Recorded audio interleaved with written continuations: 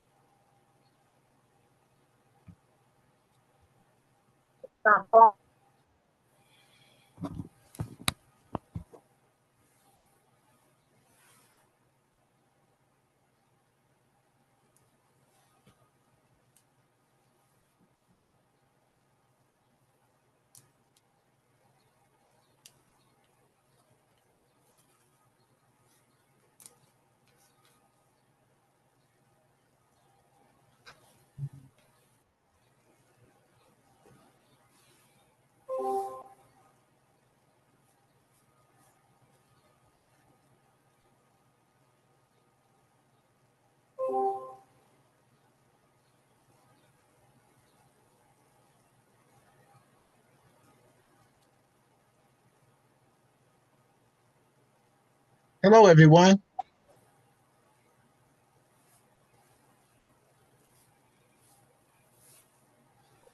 Hello.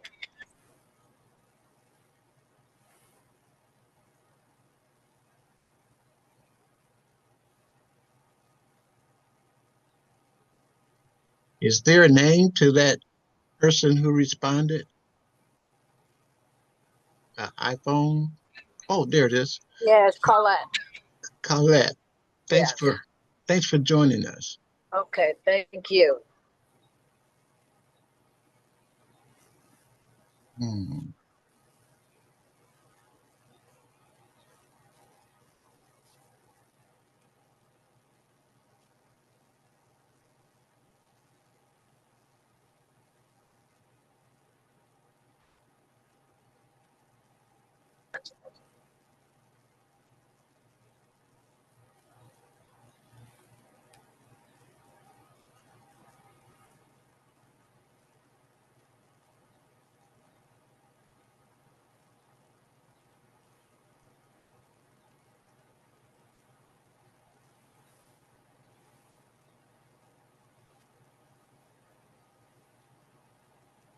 This is part of the meeting where we deal with our technical technical challenges.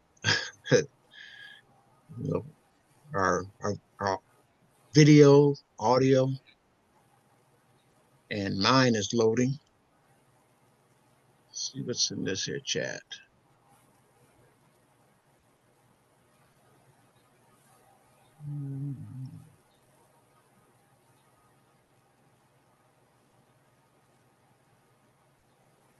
I have to eliminate that.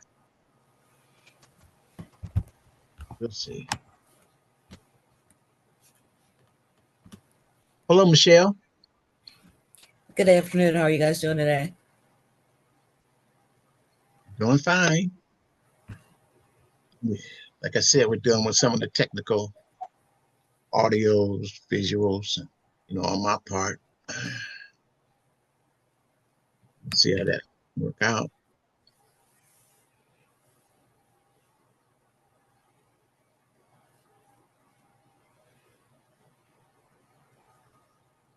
Let me change it.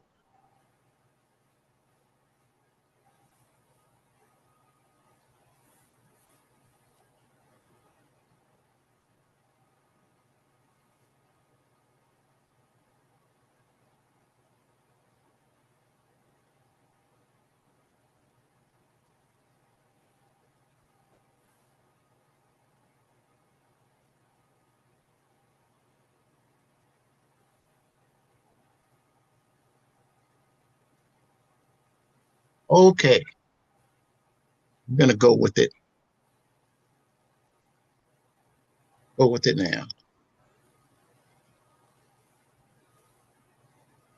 Well, I see some new faces, and I welcome you to the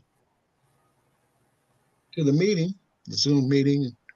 That our purpose is to reconstruct families and share our DNA, the different tools. Could you tell me, briefly about yourself?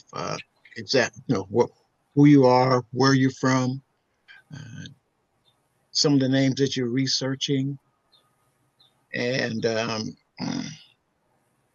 how how has that process been? You know, and I'll give you an example. My name is Jerry Moss, Senior. I was born and raised in Nebraska, Omaha, Nebraska, and I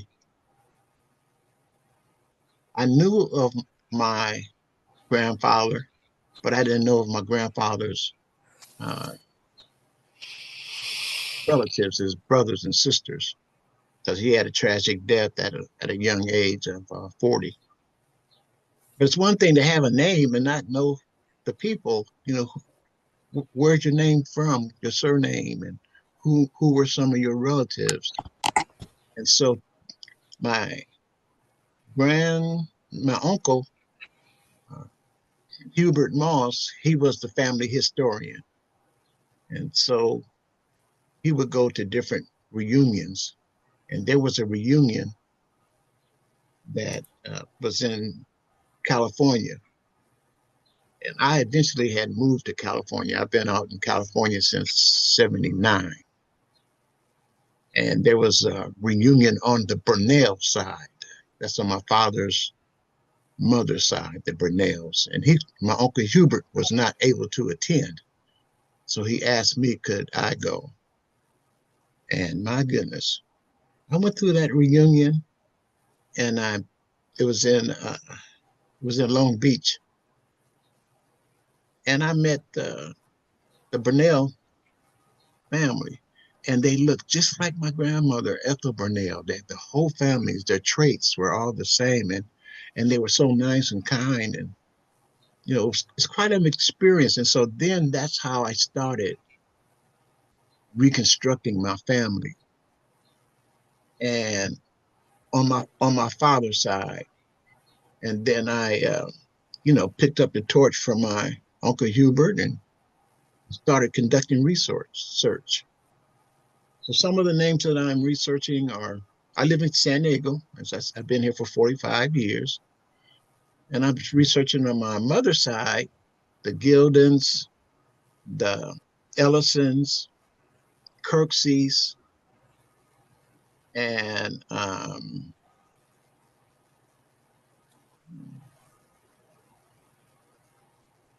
Gildons, Kirkseys, Ellisons,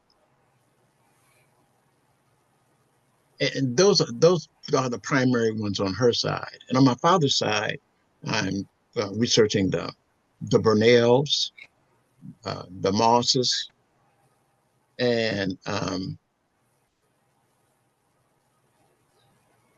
those are the two primary ones. And it just goes on and on when you start. I just want to stick with the basics. And so I host this this Moss genealogy research group. Is Moss Gilding. Moss is my side, and the Gildon is my mother's side. So that's a brief description of myself, intro, and I just appreciate it if you would all share something briefly about yourselves. And let's start with uh, Craig, and then Michelle, and then we'll go to Clarice. So, Craig, could you tell us a little bit about yourself? Hello, my name is Craig Beckton Jr. Um, I got into this group at the filming at the reparation meeting in Temecula, where I got the genealogy test from you. Yeah, Um, I was born and raised in Southeast San Diego. Um, my mother uh, moved. My mother, my grandma, uncles, and aunties all moved from Dallas Fort Worth to Los Angeles, and then my mom, two of my aunts, and my uncle moved to San Diego. So that's about a couple of us actually born and raised in San Diego, but a lot of my family was born in Texas and Los Angeles. Um, I just came across because I grew up, I didn't know my dad, and I was able to find my dad's side of the family. So we've been in contact in the last, say, 4 or 5 years. And I got to learn more. Met my grandma, and my grandfather's deceased, so I've never got a chance to meet him. And I still haven't got a chance to meet my dad, but I've met my grandma, um, my aunties, and my uncles on my dad's side, and two of my cousins.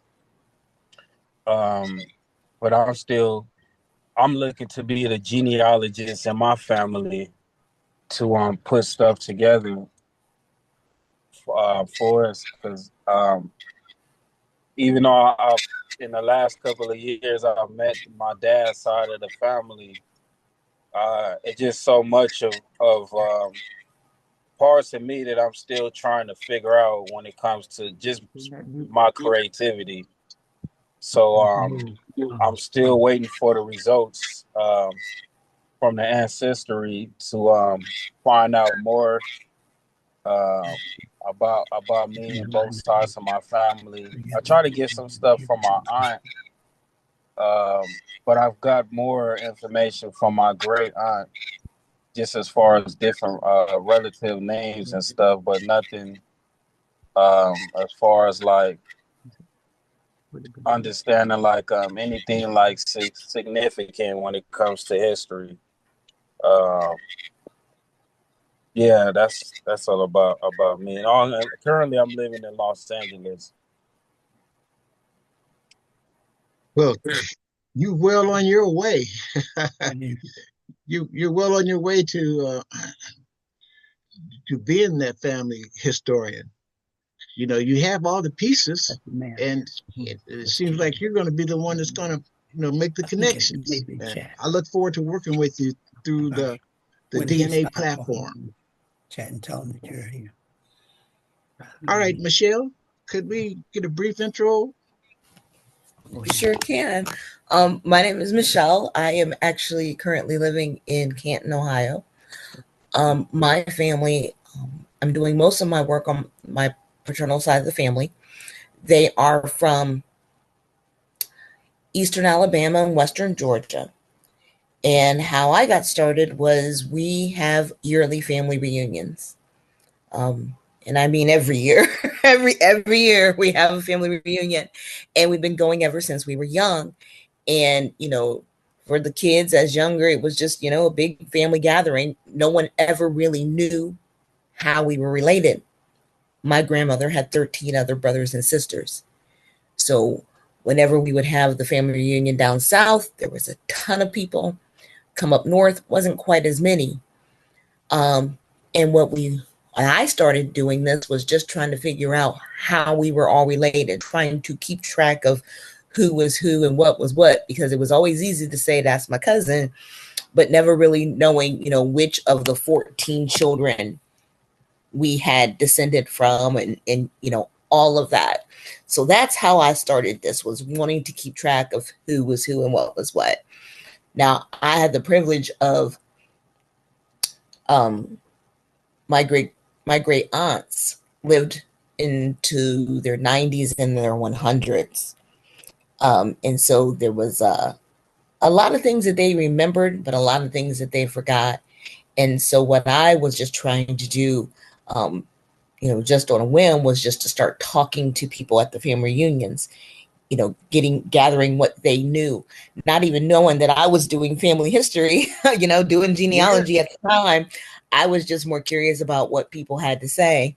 So fast forward, 30 years, and we're still growing as a family. All of the original 14 are now gone, but we still have these yearly family reunions. Still trying, still sharing that information with the generations that are following behind us. I have not done a lot with DNA, but it seems how obviously with more people doing that, that's how we're getting into these new situations where I have people that are just contacting me. In fact, somebody did again this week. I'm related to you. I don't know how. That's those situations. And so a lot of what I'm doing now, even though I know most of my relatives, I'm doing two things. I'm adding the new people as they come across my radar, people that I didn't know before. And then what I'm still trying to do is get us back, past 1870, into some slaveholding families, just trying to figure out where we have come from. So I'm stuck there. And when I'm not trying to find the history, I'm helping the people in the present. What is your motive of going into the unknown? You said, when you're talking about 1870, that takes some intense research to get that kind of information. It does, and that's why I'm curious. I've actually made trips over to like the Allen County Genealogical Library. I want to get back so far. I found some documents. I spent a lot of time with the Freedom Bureau Fridays trying to get that information. I found some of my people in the Freedom Bureau, but it doesn't really give me that context. I'm looking to see, did I have anybody who served in the Civil War? I feel like I may have. There was just too many of us not to, even though my family was mainly in Georgia and Alabama. I want to give my family that bit of connection going back, because we all know each other from, basically 1890 to today. We know all of our cousins. We know most of the people. I can never say all. We know most of the people, but we just don't have that knowledge to go back a generation or two. And that's what the family would really like for me to be able to accomplish. Well, you're on the right path. And there are records, and it's going to take some collaboration, with other members who have some of that information, and quite frankly, you're probably going to need to collaborate with some of our European cousins. Yes, and I know I'm going to. I've come across them, and I know I'm going to come across more.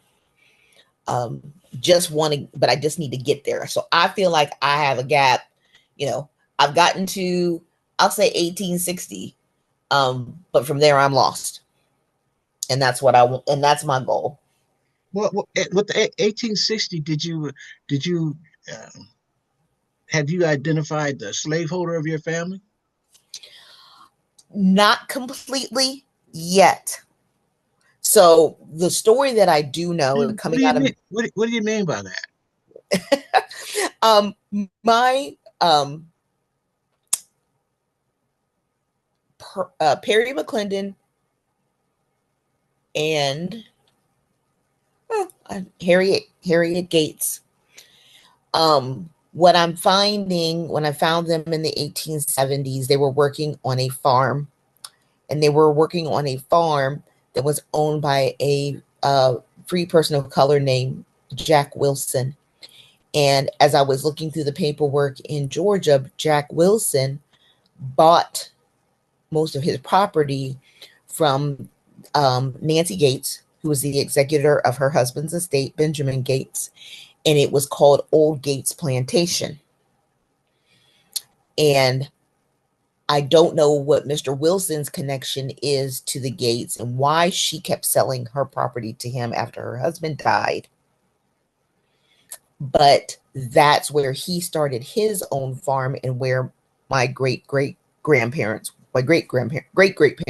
were at that time. So I feel as if that connection is there, but documentation, I got to find that documentation. And so I've been spending time in the last month or so trying to do that European line, basically put together a family history of the Gates. How did they get to Georgia? Where did they come from? Where did they get their slaves from? And in hoping and finding that information, that I will find that piece that connects everything together for me. Well, I applaud you on your efforts thus far, and Thank you. I would be definitely willing to, assist you with some of the um, examples and uh, some of the tools that I have used to, reconstruct my family. Okay. And that's why I'm here. We have a brief introduction from you, Clarice, please. Hello, hi. Yes, my name is Clarice White. I currently live in Sacramento, California. I'm doing research, actually, more so on my father's side and some on my mother's side. The name that I'm interested in is Newton, uh, being my mother's side, and Brown being my mother's father. We don't know much of them, and that's where our German uh, association is. I've got 2% German in the DNA. We don't know any people, and there's not a lot of people that I know of that's alive that we can get some information. But I think with the different records and names we pull off of there, I'll eventually be able to kind of maneuver my way through it as I learn how to operate the system. On my father's side is Collins. I did, with Jerry's help, I got connected to some of my father's, uh, my grandmother's first husband, some family member through them, but I haven't gotten, she had a couple of children, but then there were other children that my grandmother, who she married, Oliver Collins. And I think she had, I thought it was just my father, but there may have been more. But he did have some brothers. One of the brothers was here in California. And I also learned of one of the brothers' son, as Jerry was helping me, died in Vietnam. And so we're getting some information. And so I'm learning how to use the system, how to make the connections.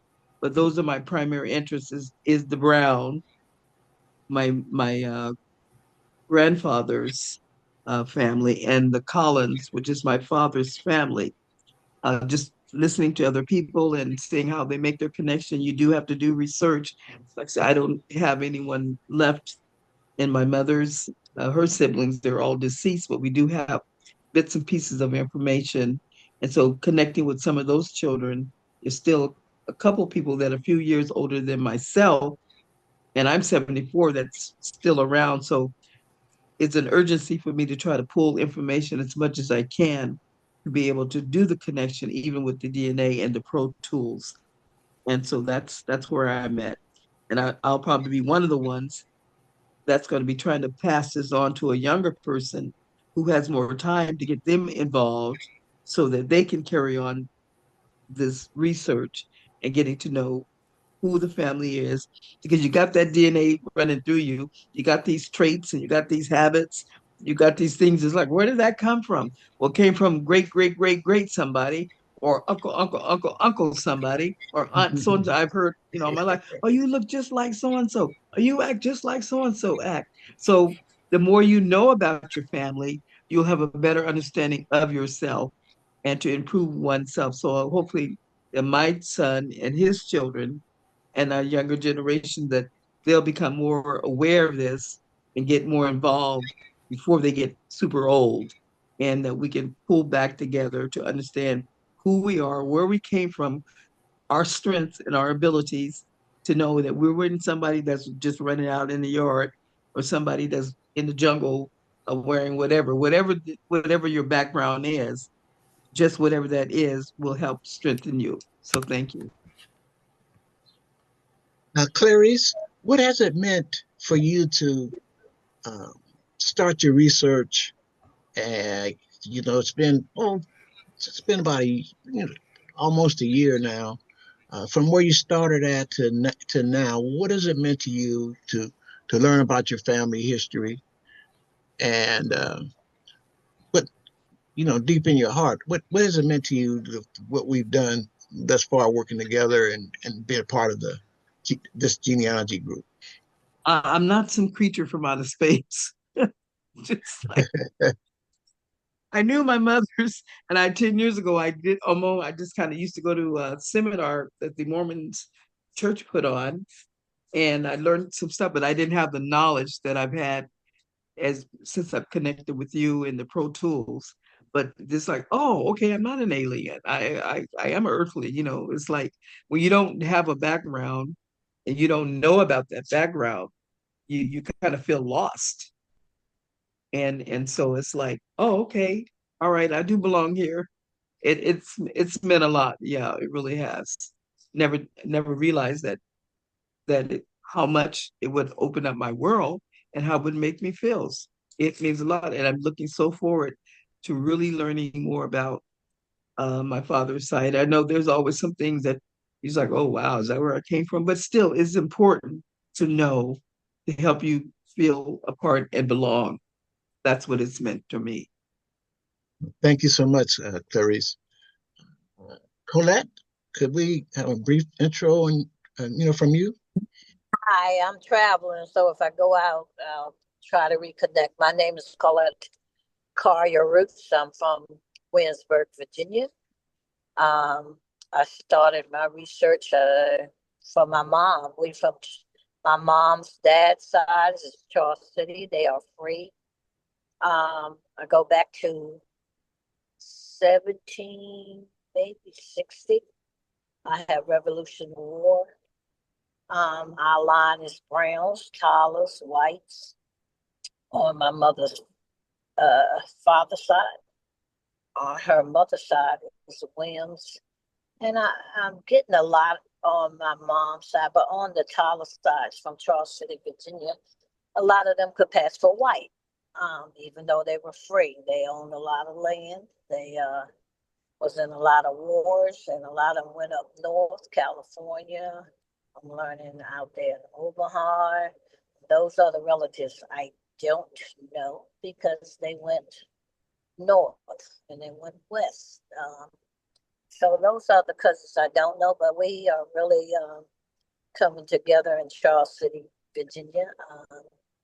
Louis Gates came to our graveyard because we got so many Revolutionary War and soldiers, that's Browns and Combos and Wilsons, Smith.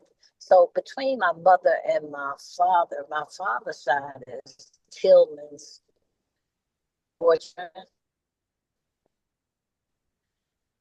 and his dad's not. So it knows from there.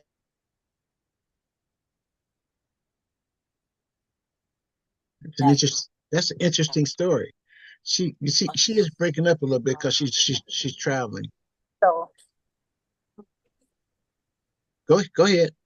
So me, it's just I'm working with sisters at the College of Women, Mary, Virginia, and I got a lot of cousins that's doing our genie stuff. So we are excited about what we are doing, and we finding more things, war heroes. The last one we found was Robert Brown, and he was actually at Galveston, Texas on June 10th.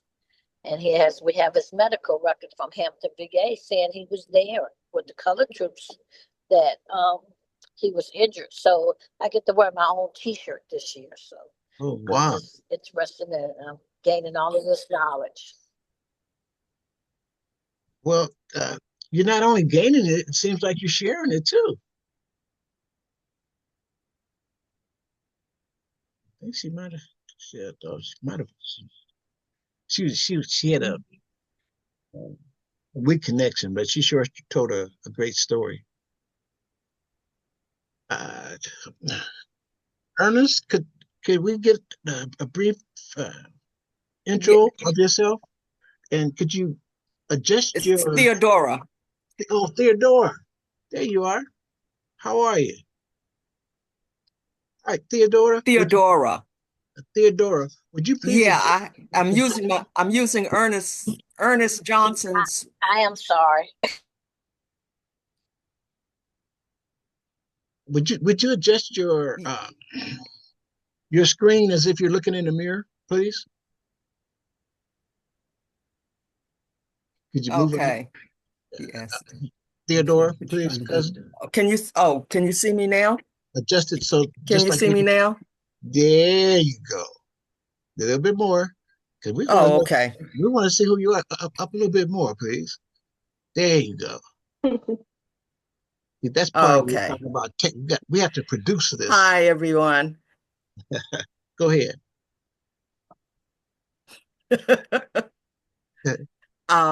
I'm the cousin from Wiregrass, Georgia, about 14 miles away from the North Florida line. And it looks like after I'm able to pick up when the enslaver family for my father's paternal and maternal lineages arrived for the free and cheap lands. So they fought not only against the British, they fought against every Indian they could find. And we were there.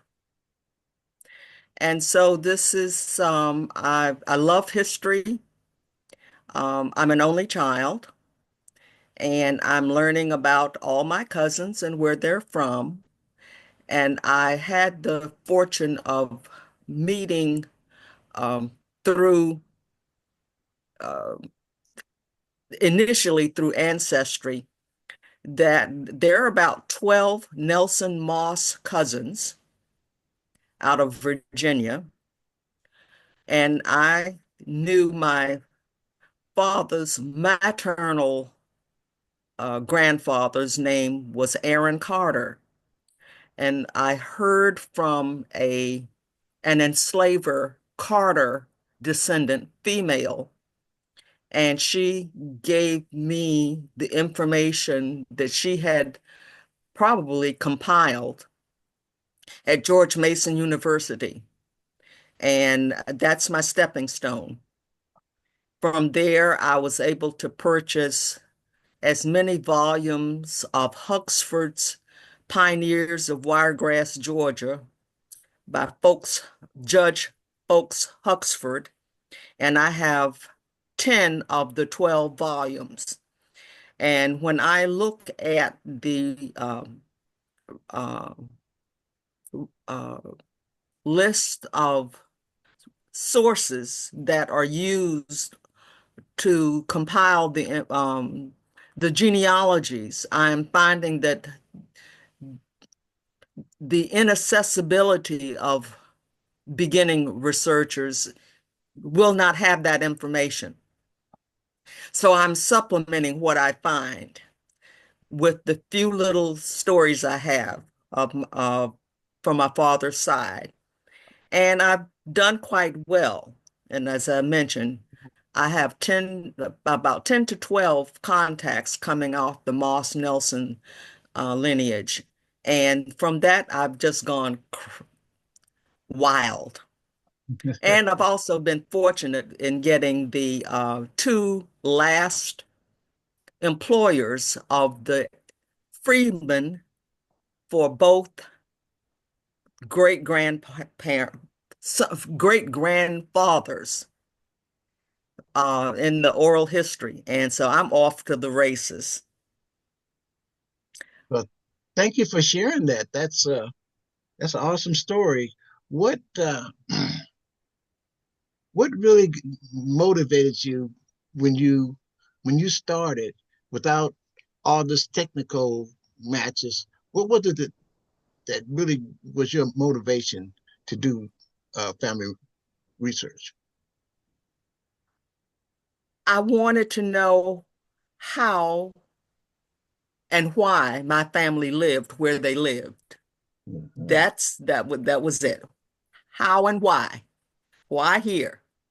That's all I had to go on. And so I've been adding to that question, getting answers ever since. How has that helped you in a therapeutic way? I love reading. I love history fundamentally. And there was no one to share this with. My parents were older when I was born, and so I didn't have much time. Little did I know. So I would ask what I was allowed to ask, and that just left me with a ton of questions. That big one is, how did we end up here and why? And I've got some answers now. Amen. Thank you so much. Uh, Maisha? Maisha. Misha, could you give Mm-hmm. us a brief intro of yourself and your purpose and what it means to conduct research for your family? Okay, this is my first time here. I know Jerry, have invited me and I haven't been able to. I'm actually off and on vacation for the next 2 months, so I got get back into my research and stuff. So I'm glad to be here and be able to join you guys on Zoom. What was the other question? Uh, your purpose and what has it meant to you to conduct this research, and how are you reconstructing your family? Okay, my purpose, this is my natural biblical calling. It's no different than the book of Lamentations. I love it. A total passion about it. How I got on this, oh gosh, it's been a long time. It had to do with my mom. She was always telling me stories about how she's from Los Angeles, but as she was little, her mom would always take her back to Louisiana every year to go visit her grandparents and the family back there.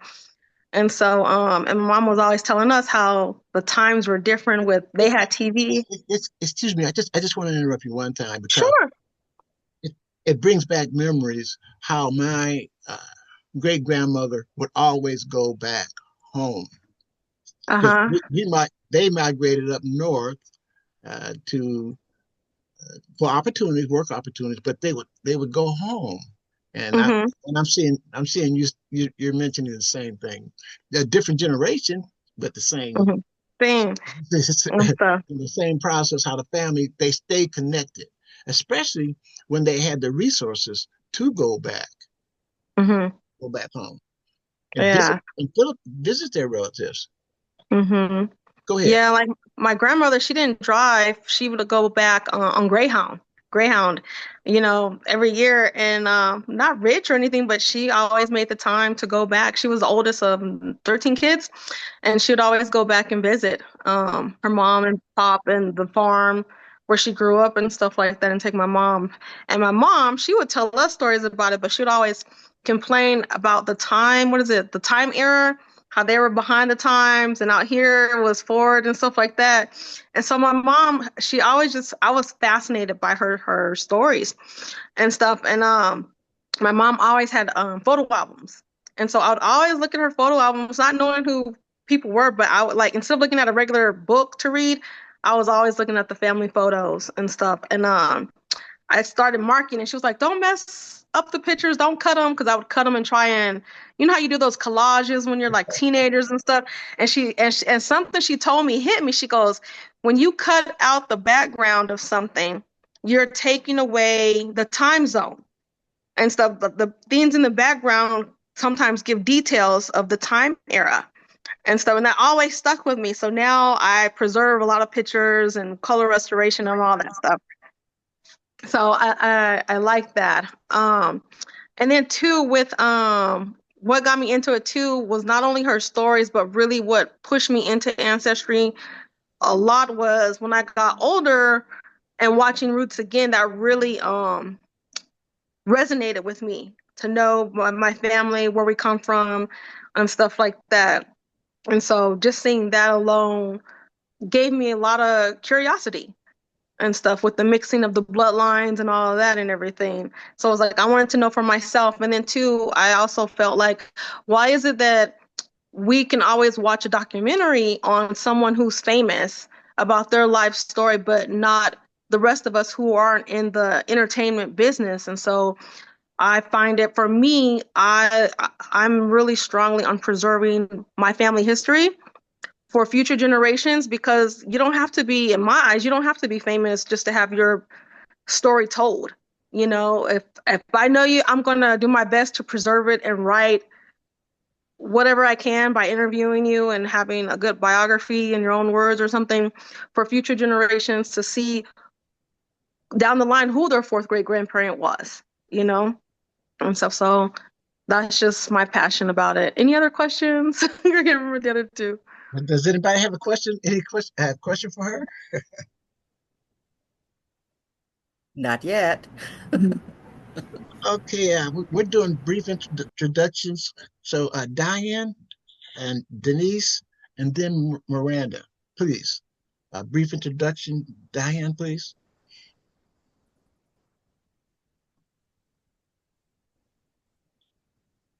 Let's see if she's back. Jump in there, Denise, and until Diane is ready, please. Introduction of yourself. Oh, okay. Hello, everyone. Sorry Hi. I'm late. My name is Denise Jarrett. I live in Ohio. Yes, I am a Buckeye. For those that have some concerns about that, it is what it is. But I have been doing family history research since the late 1980s, assisting my father.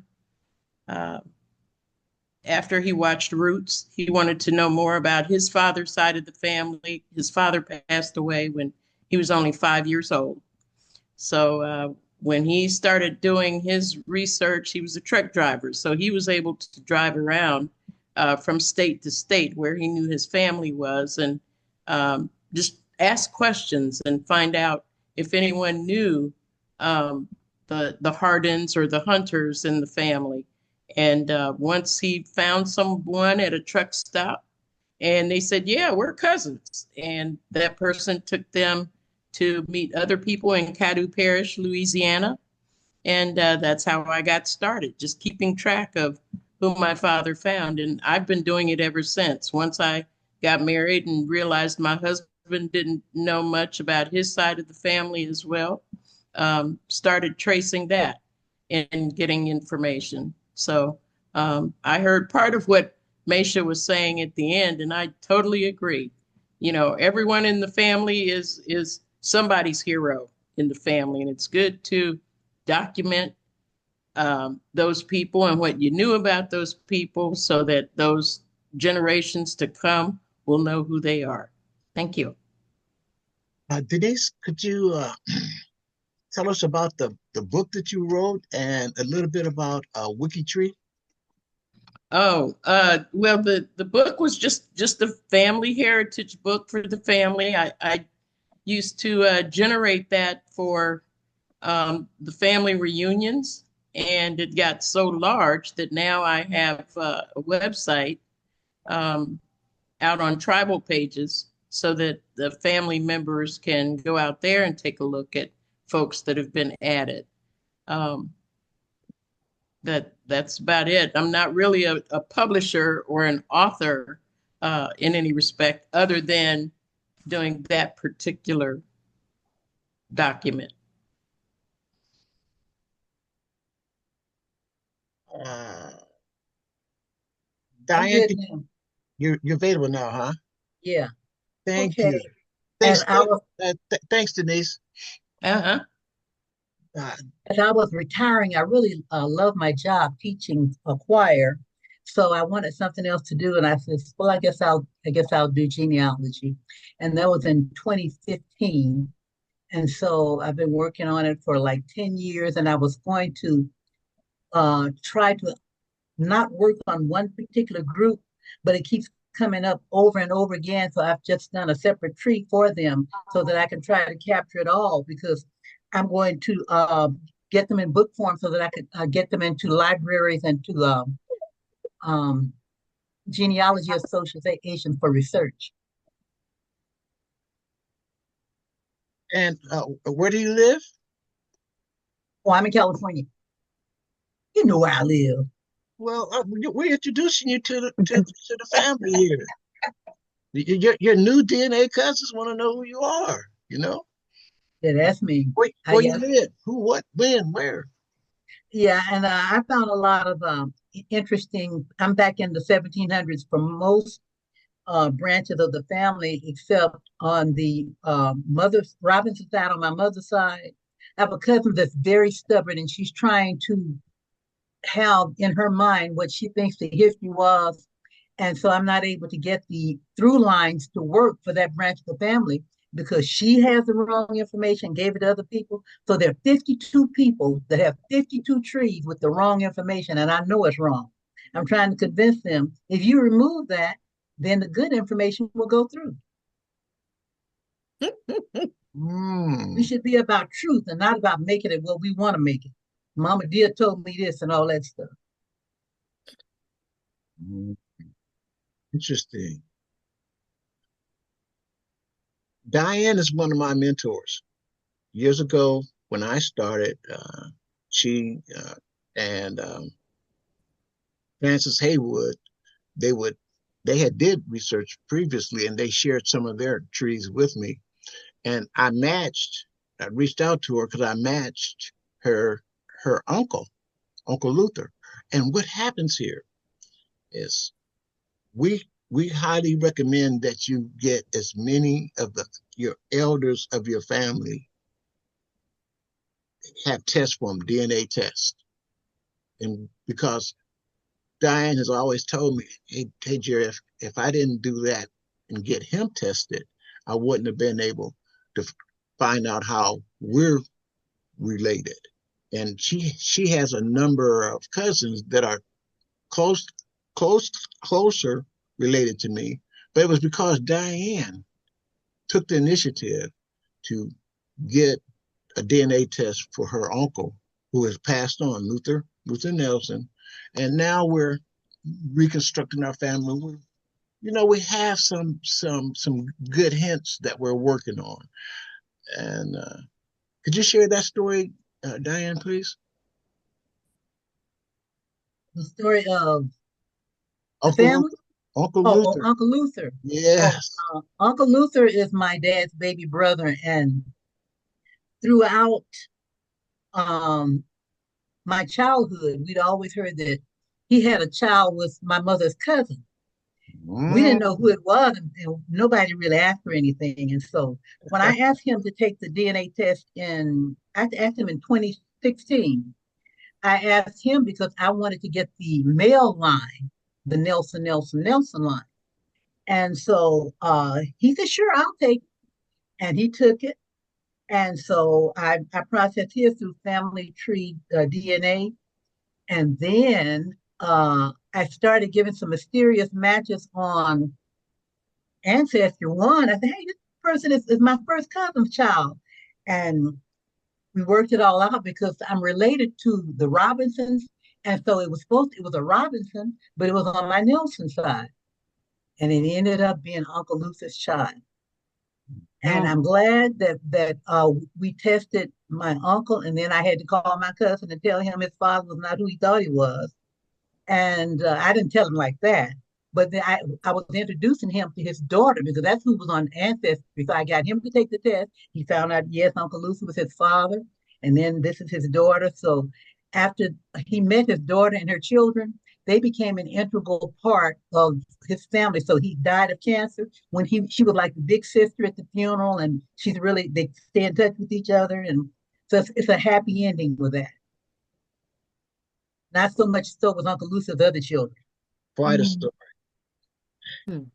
Quite a story. And God is the source. We're the messengers. And there's a way of sharing the information that we obtain to our family members.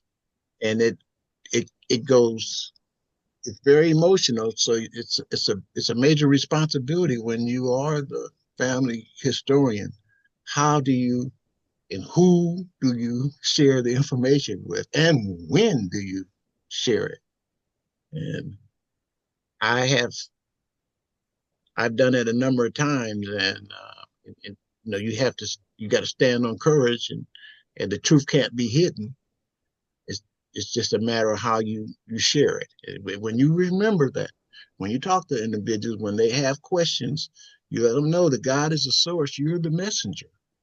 and I'm gonna share it with you because this is the truth. It can't be hidden. DNA, it especially with these high numbers of central Morgans, it's the truth.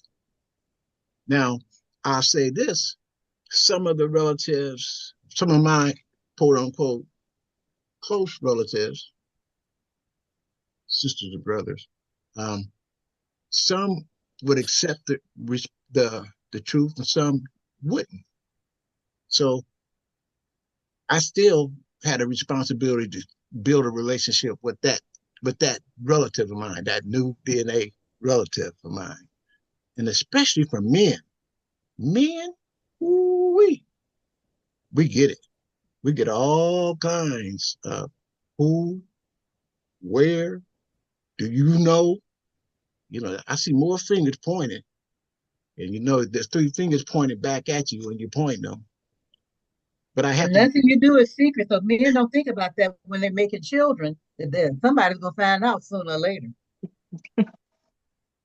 So that's my take on that. And thank you so much, Diane, for Mhm. uh, all the help that you've given me, and it's been a blessing just knowing you and sharing all these different tools and actually meeting you personally at your house, at your home. Okay, Thank you. Miranda, uh, we have a brief intro, please, Miranda. Sure. Hi, good afternoon, good evening, everyone.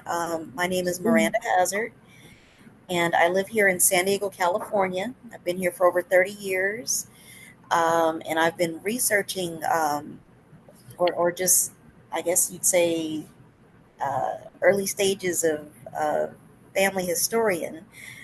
Started around late 90s, early 2000s, I would say, just off and on. Started with very similar to Meisha, with the, just going through family photo albums. I also had a grandmother who would allow me to go through the photo albums, and from time to time she would tell me I could take, whatever photos I wanted to, because she used to always say, of course, as we leave this earth, we can't take anything with us, and I know we're all familiar with that. But overall, let's see here. I am researching several names, like we all are, just out of Rhode Island, South Carolina, Alabama, Georgia, Florida, New Jersey. And this year, due to all the just different, how would you say, DNA connections, and just the different platforms that we have, I'll be attending 3 different reunions this year. That is the plan. Uh, over the next few months. And so I'm excited about that.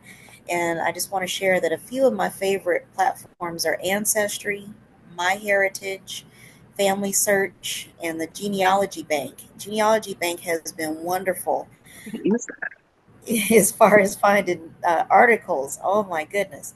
And again, I love photos. I love family photos.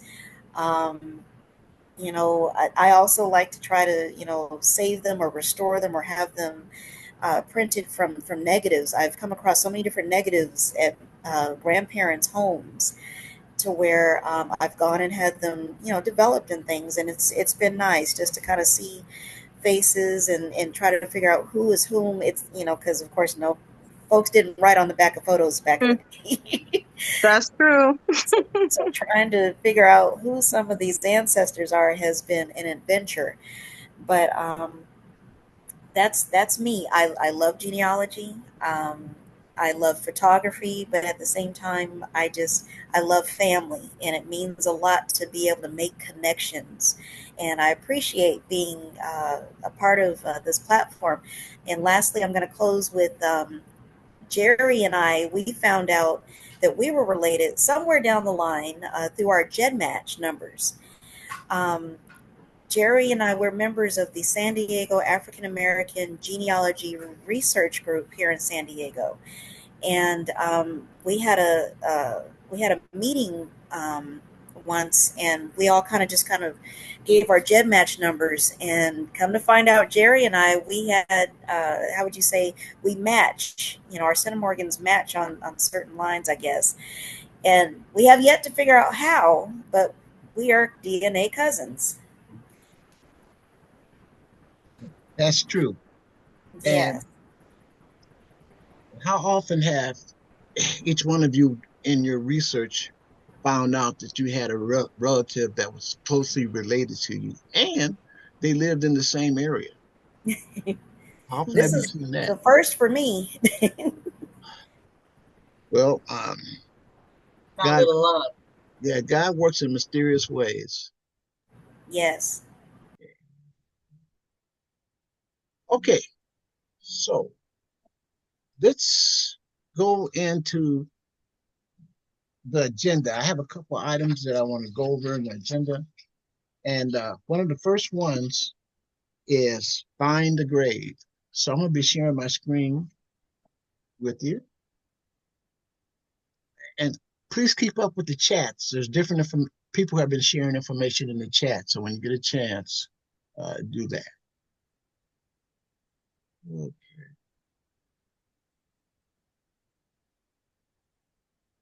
Okay. Denise, are you on Ancestry? Huh? Are you on Ancestry? Who, me? Where did you test? Denisha. Denise. Oh, Yeah, Denise.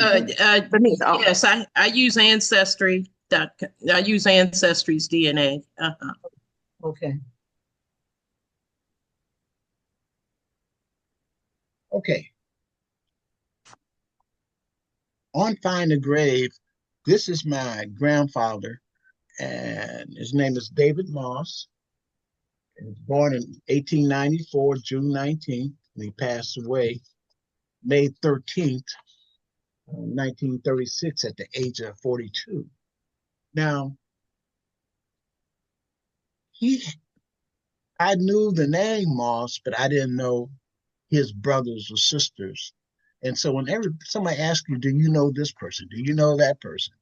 Well, the surnames, there are numerous surnames and they come from different families. That doesn't necessarily mean that you're related to them. And so that's when I talked with my uncle and started meeting actual relatives. And that's how I found them on my grandmother's side, my father's mother, Ethel Burnell. But I didn't have information on my grandfather's side. Now I do. And that's a blessing. And to the point now, when we find a grave, it's free. And when individuals are conducting their research, we want to use as many free resources as we can because there's this research they're really coming up with ways to charge us a lot of money for our history. So use all the tools that you can that are free, and you will be able to find your family. At one time, your family lived together in a community. If you know where the community is where they lived at, you better believe there's a cemetery close by. And they lived together and they were buried in the same location in most cases. And so always use that as a tool in your research. Now, this is my grandfather, David Moss, and so he was a World War One veteran here. And can you see this exhibit? I just want to share this with you. Yes. Yes. And what happened is his description. There was another Dave Moss about 6 months or so ago. I looked this up, and there was the description of a white Dave Moss. And so I said, wait a minute, this is my grandfather. And so with Find a Grave, you can contact the person who was the memorial. Um, uh, they have someone who they designate him as the person who is the keeper of the memorial. And I contacted him and Find a Grave, and I was able to change the information because I am and I can verify my records. I am the grandson. So that's why I was able to add, as you see here, photo added by Jerry Moss. So I corrected that. And my dear friend Betty Betty Cass, she's one of my European cousins who conducts a lot of her research in family and find a grave. She helped me, and so always be open for to learn from someone else. And each we all have our specialties, and when we combine what we know, the sky is the limit, and it saves a whole bunch of time, and it's very rewarding. So her name is Betty Cass, and and so she taught me about plant memorials, and I added my grandmother. There it is, Ethel Burnell. I added hers, and I'm the one that there wasn't a picture. There was just the memorial, and I had the picture of my grandfather, so I added his military picture right here, David Moss. So I'm just giving you an overview on Find a Grave, and it's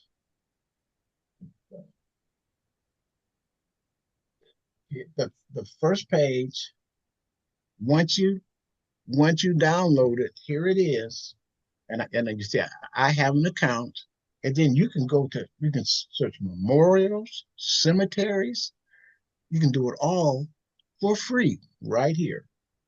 Now, I want to share another thing. When I do my research, I'm sitting here in my office here in San Diego, but I travel the world right here on my intelligence device.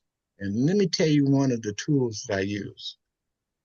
So it's a follow up to this.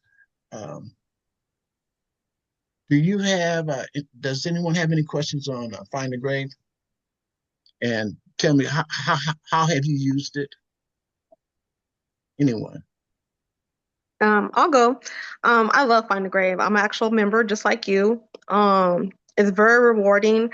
I travel a lot, and when I do travel, if people find it strange, the first places that I like to go is the cemeteries, and look and see if anyone's requesting any photos that to be added, and all. I like doing that a lot. And I found it's been helpful with me in my research as well. I really enjoy it when other people add photos or stuff that's missing, and just to be able to help be part of the puzzle. And it's nice to give other people closure, because some people can't get to funerals sometimes, or they've never got to say goodbye. And when they're able to actually go online and actually view the cemetery or see a loved one's headstone, or if they were cremated or buried at sea, it gives them closure to see that volunteers, such as myself and others, have gone and contributed a picture or contributed where they may have been born or where they may have died, or maybe even upload an obituary and stuff, or an autobiography and stuff. It's very rewarding to see those type of things and to be able to add and help contribute to that as well. But I love the site. I love it. And it's also connected to when you go on like family search, it will also come up as well. Um the connection as well. So it will link the two together if you're able to connect the two to that person's that's already passed, to be able to link a Find a Grave to them, so people can see that they are resting somewhere, and they can visit online versus flying or actually traveling to the site if they're not able to. And some genuine emotional uh, connections and feelings when you actually see where they're buried at or where they're interned at. Mm-hmm. And right where you are, you have to remember that we have the technology now to reconstruct our family through what? DNA. And Go ahead, Denise. Oh, I was just going to add to that. Um, one of the things I didn't mention when I introduced myself is that I am also a project leader for the U.S. Black Heritage Project on Wikitree. And as part of that, another one of my responsibilities is that as a team leader for the cemetery project, where we do the research on African American cemeteries only.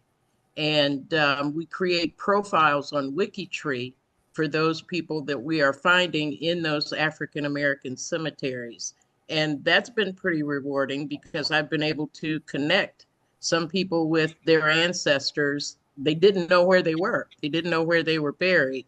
And so that helps them out a lot. And in gathering that information, we are able to, through other records, researching other records like the 1880 census or the 1870 census, or going out to family search and finding information in the Freedmen's Bureau and connecting those individuals to other family members. So that's been pretty rewarding for me. Well, talking about find the grave, and we brought a lot of family members to life, haven't we? Mm-hmm. Just by talking to them. It's so rewarding, and the other our ancestors,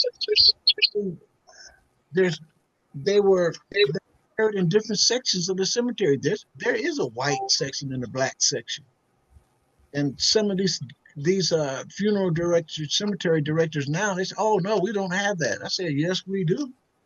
I want to know. I want to go visit this person.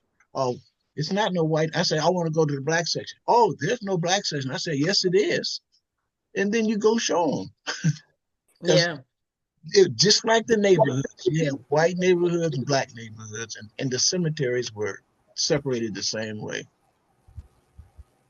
Okay. I think there should be some effort to clean up some cemeteries because there's one near my grandmother's house, and it's well kept, but there's one like a mile away, and it has so many bushes, and we think there's snakes and stuff in there. We're afraid to go in there, but we know that that's where some of our relatives are buried. We're just not able to get in there. I mean, when you go on that journey to the cemeteries, whether it's local or whether it's in a distance, you see the magnet, the history, the ancestors pulling you to them. It's a unique feeling. All right, Yvonne, could you introduce yourself, and then we have one other John in a minute. Yvonne, could you introduce yourself before I go to the next item? Hi, I'm Yvonne Johnson. I'm driving right now, so I'm just in listening mode. But I'm from Virginia, and I had joined this group as a DNA connection to John and his sister.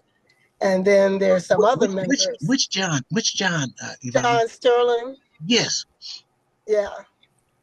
As a matter of fact, I joined it because someone from Alabama reached out to me that said she was my cousin. And the only thing that I saw that was connecting us was Sarah Genesis. So it's been a journey since then. Has it helped you? I'm seeing more connections. I think that they are connected to me through Charles City, and New Ken and King and Queen County in Virginia. But I haven't made any. I haven't really worked on seeing the common ancestor.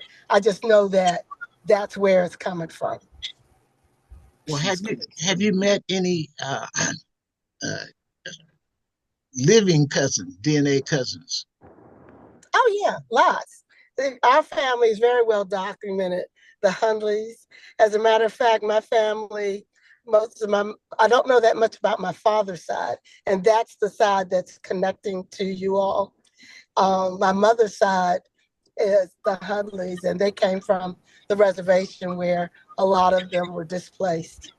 Why don't you know much about your father's side? because he lived in King and Queen County. When he passed in 96, I mean, we used to go there every summer, and everybody knew each other by nicknames. So Big Sook and Little Sook, and I found through the DNA, through Ancestry, that's how I've reconnected with some of them from that. Great. And then I found out people that I've known, a lot of people I've known all my life, and some that I met in college and have passed. That now I'm finding out that I've been related to them. Oh my goodness, that's Yeah, what it is. yeah. John, thank you, Yvonne. John, could you introduce yourself, please?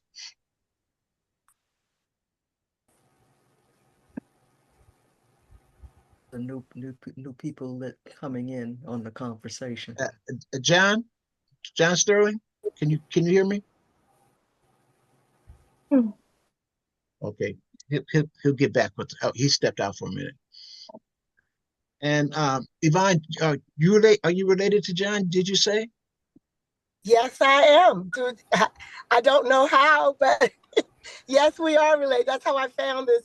That's how I met him, through my cousin in Alabama that I didn't know contacting me. And then I found, when I looked, there were a lot of people that were, if you do the shared matches, they Yeah, pop up. yeah. There's someone named Nora Camel that John said he knew because that was his cousin. She shows up, and several. As a matter of fact, the picture that you see is from my mother's side of the family. It's me, my mother, my grandmother, my great grandmother, Octavia, who's buried at Cheesecake Cemetery. So I can go back to the 1700s for her side of the family.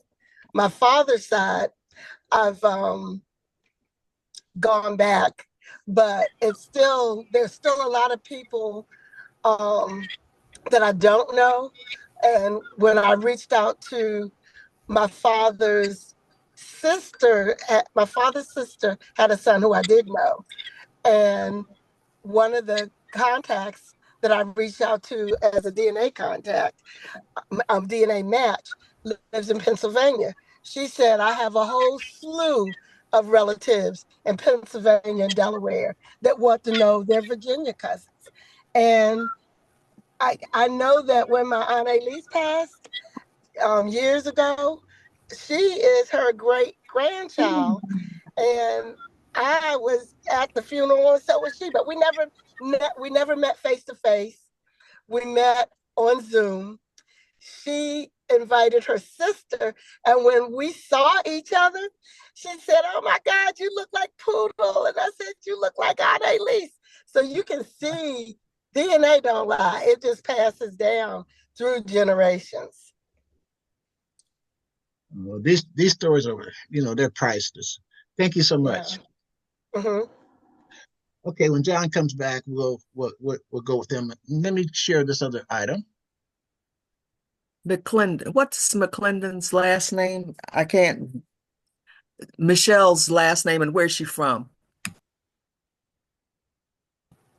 My family's last name is Bias McClendon, and I am from Ohio, but my family is from Eastern Alabama and Western Georgia.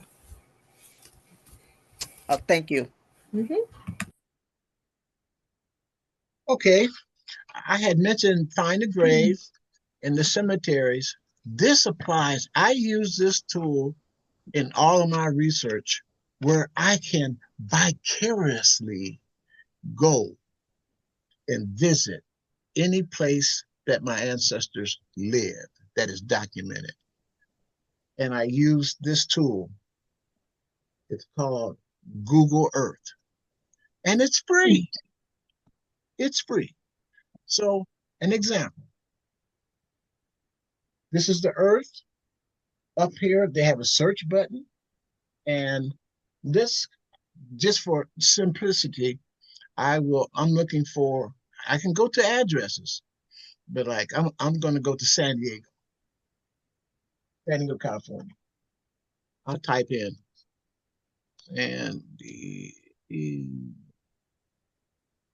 and this fly down comes down, and then let's go to the San Diego International Airport. Let's go to the zoo because I live close to the zoo. San Diego Zoo Drive, and say search, and watch what this does.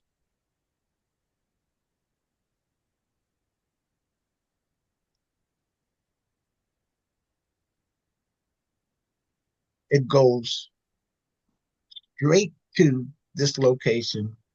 This is the San Diego Zoo right here. San Diego Zoo. And there's a large parking lot. And this is all Balboa Park. And I don't live too far from it. I just live right over here in North Park. You know, there's South Park, and I live in North Park right here in San Diego, California. And then you get a chance. Can you all see this map as I'm moving it? Yes. And here's our international airport. Some of you flew into San Diego. Let me just go back out. I'm going to show you a little bit of HOE. San Diego.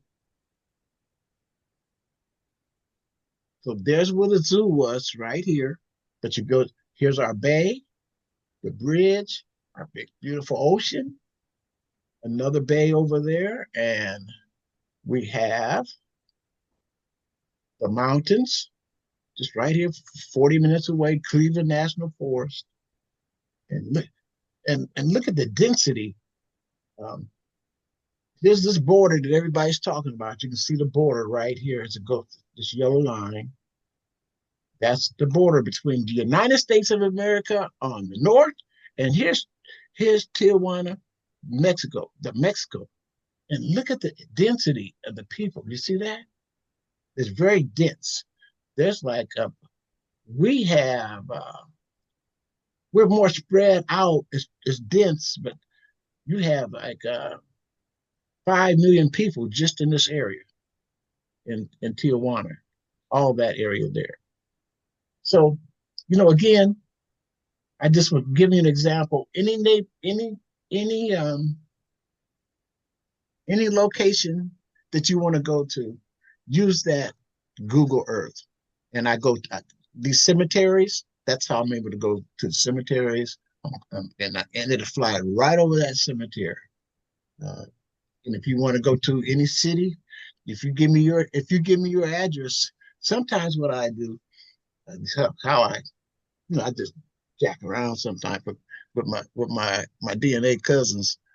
I have the address, and I'll use this tool and locate them, and I'll ask them, hey, could you go down? Could you go a couple blocks away to the Dairy Queen and get a banana split for me? What? How do you know there's a Dairy Queen 2 blocks away? I know that from Google Earth. And this is part of the technology that we have. It just keeps my mind young, even though I'm a seasoned citizen. But through this technology and reconnecting with our families, it's awesome. So, John, can you hear me, John? Now? Yes. Okay. Please introduce yourself, and thank you for inviting Yvonne to join our meeting, John. I'm John Sterling, Pickens County, Reform, Pickens County, Alabama. I'm with the Aliceville DNA Genealogical Research Group. We meet every Thursday, and any one of you guys are welcome. I run into David. How you doing, Yvonne? Excuse me, John. Would you please put the link to your meeting in the chat? Okay. When you get a minute. When I get Go that ahead. chance. Not as fast as I used to be. Well, go ahead. I want to thank you, Yvonne, for coming, because I did put your meeting out in our meeting group, hoping that more of some of our members will come to yours. And thank you for having me.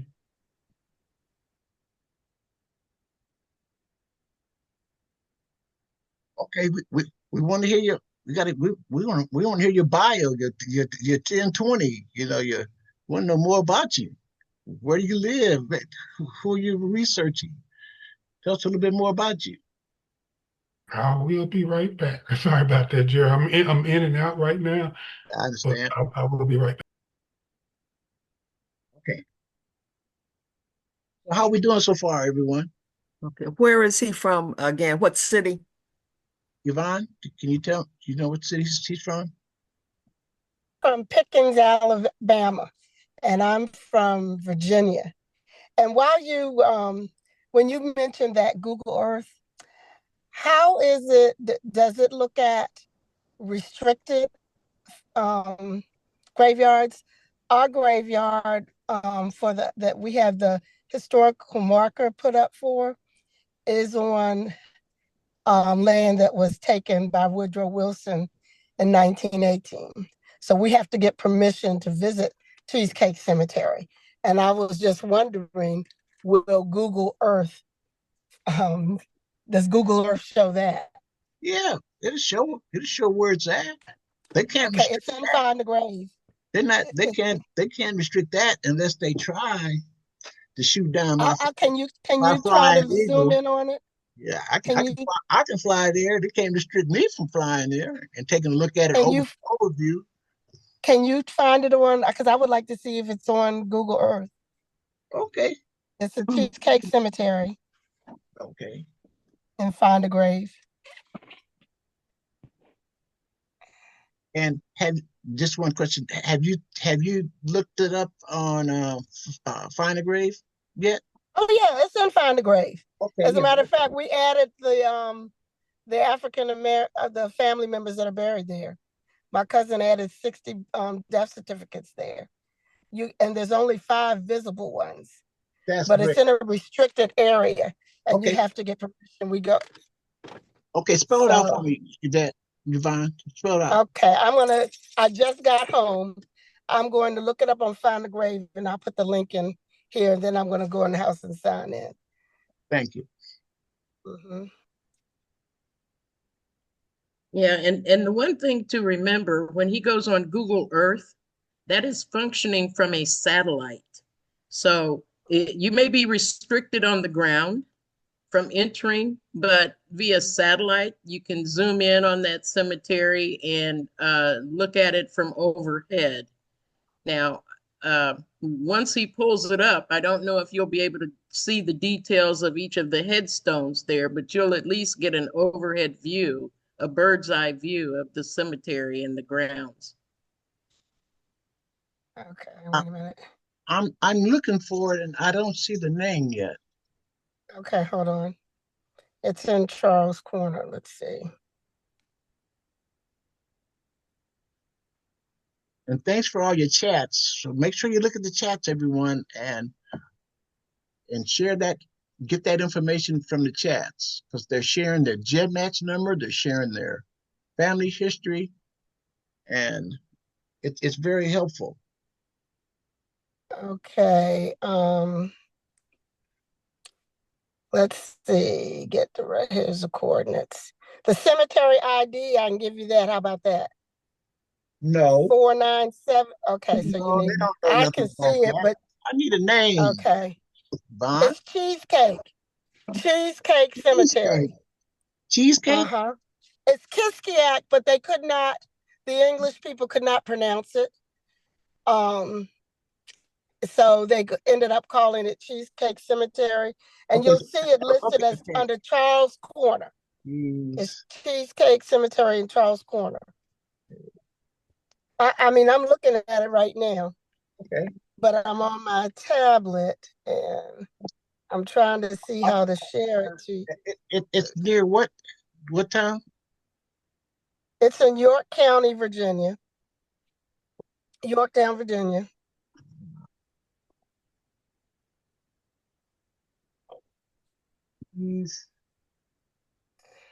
Cheesecake. And I tried to do the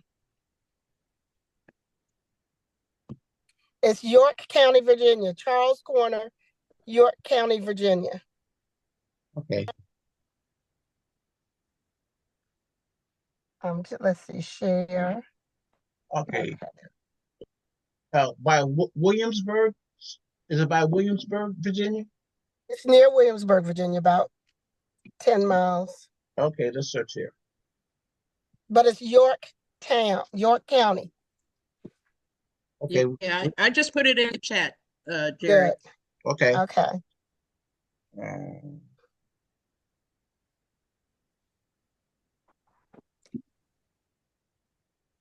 Okay, let's see here.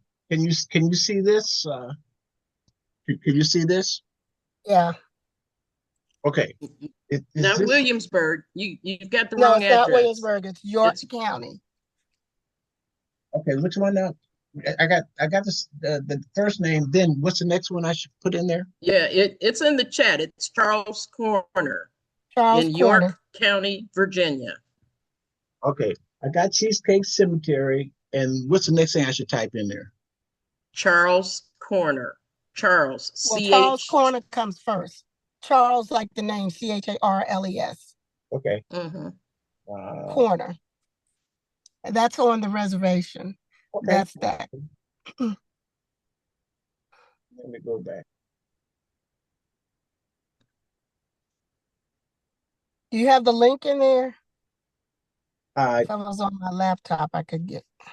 Yeah, you should be able to copy the name, city, county, and state from the chat. Okay.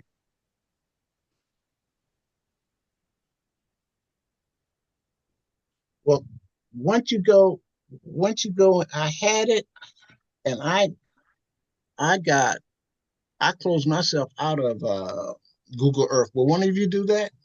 Pull up Google Earth and put that in for me and share the screen? Can somebody do that? Chair, never mind, she's in. There was somebody else trying to get you.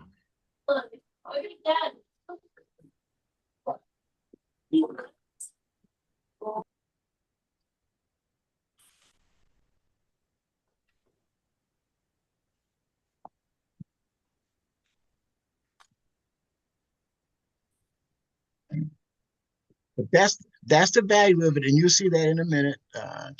Somebody you'll be able to see it from bird's eye view, as you say.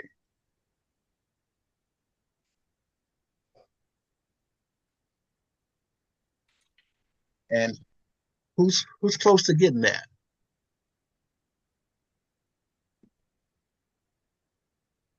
I'm trying to give it a shot here.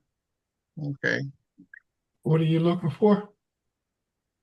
Cheesecake Cemetery. It's on a restricted base, a naval base. On Google Earth, John.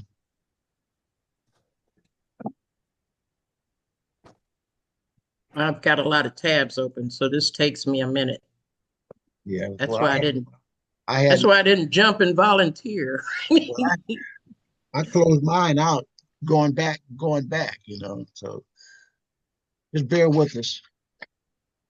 But it can be done. The main thing, you can do it, and we'll be able to look at it, from a bird's eye view. And that's any location, just as Denise said, because they're from a satellite, that Google Earth. Is it in Virginia? Yes, it's in Virginia.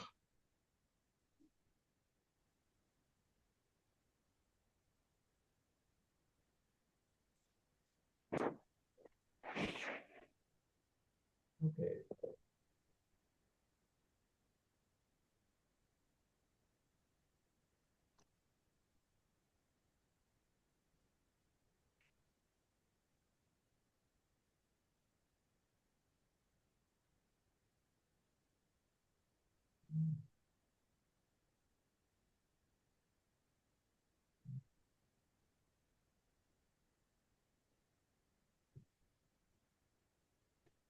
Who's asking for that anyway? Who was that asking for that? Me, Yvonne. Yes. Who was? Yep. As a matter of fact, I'm going to go ahead and get let me see if I can get her there it grade. is. Find a grade.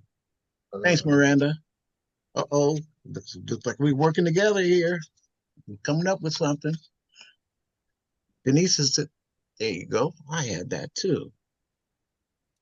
Can you see it? Yes, I can. Can you,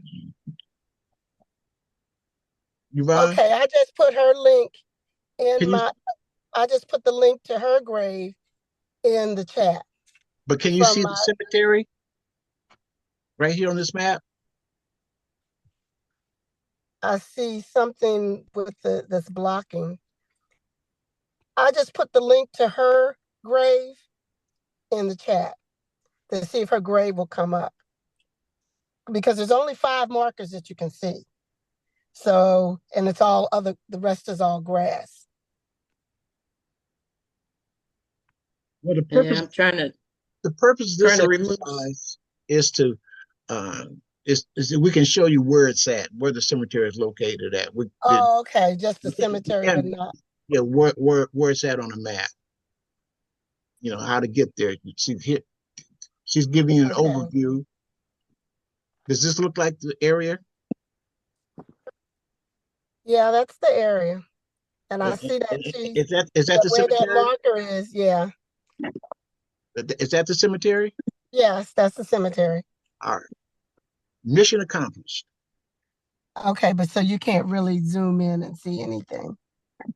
That's Well, it looks like it's surrounded by trees. Yep. Well, that area, the cemetery is open. There would be an it's open area. on the other side of the street. Open, it would be open the size of a football field. You probably have a marker beside it, but like I said, it's on the go up some, Denise. yeah, it's in the restricted area. You can't. I'm spreading this out more, and I don't see. It's blurred.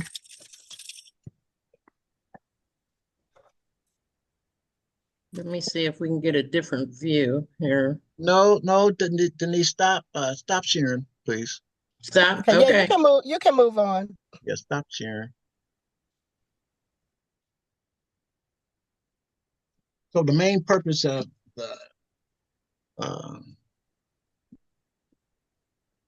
the Google Earth is that you can go, you can go in any location in the world, as a matter of fact. And so it's good that you can do that. If you get some information from anyone, you can go pinpoint it and fly over it from a plane all the way down to a bird's eye view of whatever area that you're looking at. And it's very, very helpful. So that's the tool that I wanted to let you see. And we also used it for cemeteries, like we were mentioning, the cemeteries, where they're located at. Because you see that on the records in our death certificates, we see all that. They're at a certain cemetery, and you can I locate that cemetery, and you can find it on Google Earth. Okay. So we're going to go into another item, and the next item is Pro Tools. It's on the agenda. It's GEDmatch, but I'm gonna go down to Pro Tools because I have John here, and I want to show you an exercise with Pro Tools.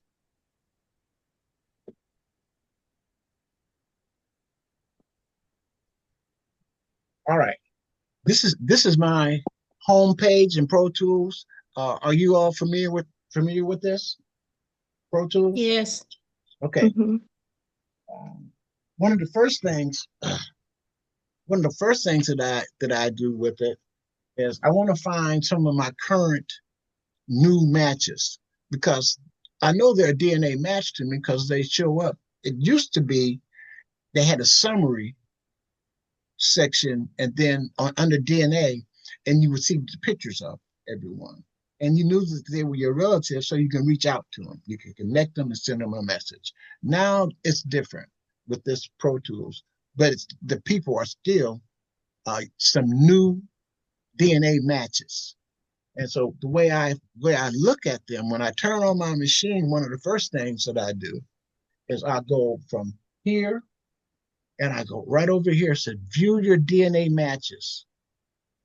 View your DNA results. And with Pro Tools, what it does is it gives you 19 new ones. And look at all these people. These are third, this Alicia is a third cousin, a half third. Zelabar Sr. is a half third cousin. JB is a third cousin. So I get some of the higher ranked DNA matches. They're sort of they're high a third cousin, and those are the ones that I'm reaching out to, letting them know, hey, we're related. I can tell them they're on my mother's side or father's side, and then we conduct our research. That's how I build our our our our, our Moss Gildon genealogy research group. I come here and I reach out to these matches and start reaching out to them. And then they talk to their family members. They talk to their grandmother who knows the history. But what I do is this. I just want to share this with you. Each one of you knows something about your history. So write down as much as you can about your history and have it in a form where let me make this a little bigger. There. I'm gonna make it a little bigger for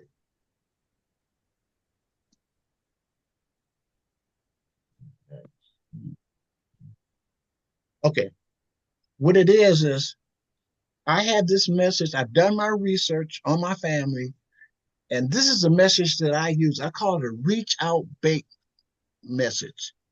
And I'm going out after my DNA cousins. And it's an ocean. It's a big ocean. All these DNA cousins, I don't know a lot of. Turn up this volume. Where is my volume now? There's each through Ancestry, they have 9,000 DNA matches on my mother's side. Colette, Colette, could you let me mute her. Colette, could you mute yourself? But anyway, I'll give a greetings to them, and they're my new cousin, and I'll ask them, you're discovering your ancestors and current living relatives, and you've been doing a good job doing your research. I hope all is well, well with you, and I hope we can talk when your schedule permits. Then I go in and tell who I am. I tell them about my name, where I live, how many years I've been in San Diego, my age, and I know that research is it's important and privacy is important. So I just want to let them know I'm conscious of the privacy concerns. And then these names here, these Moss, Brunel, McKinney, Jackson, and Joe, those are the people who show up when I do my DNA matches. On my father's side, they have a certain group of names, and on my mother's side, a certain group of names.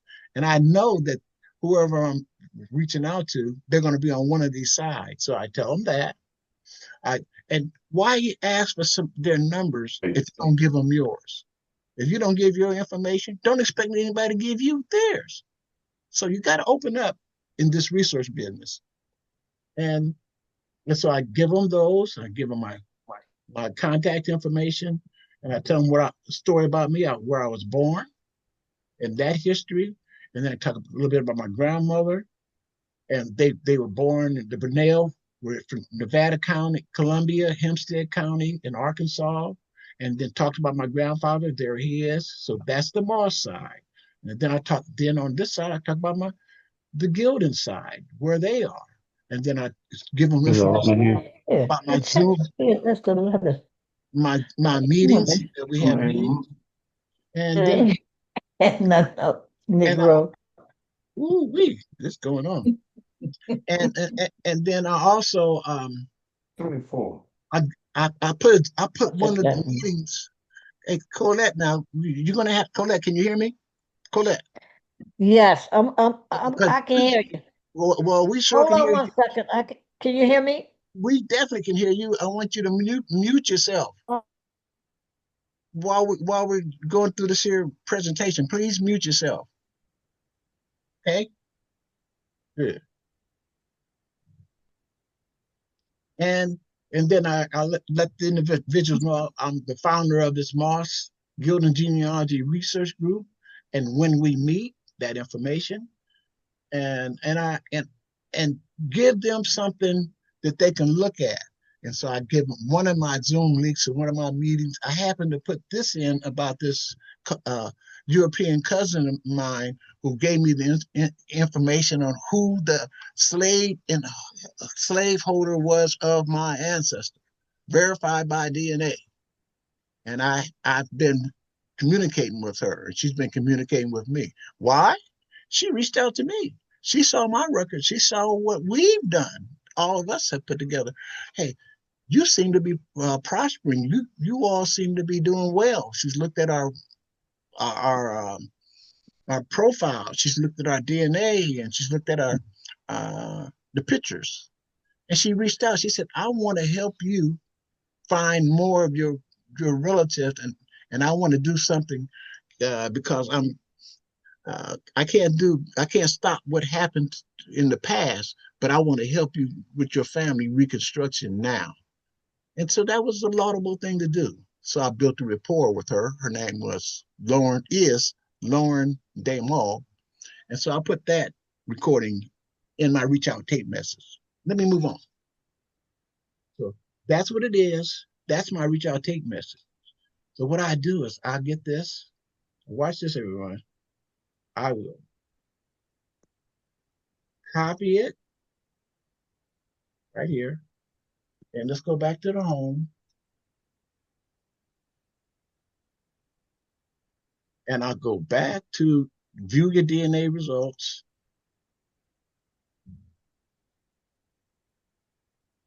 And here's one of these new matches. This Alicia Parker Bayo. I don't know anything about her. I'll click on her.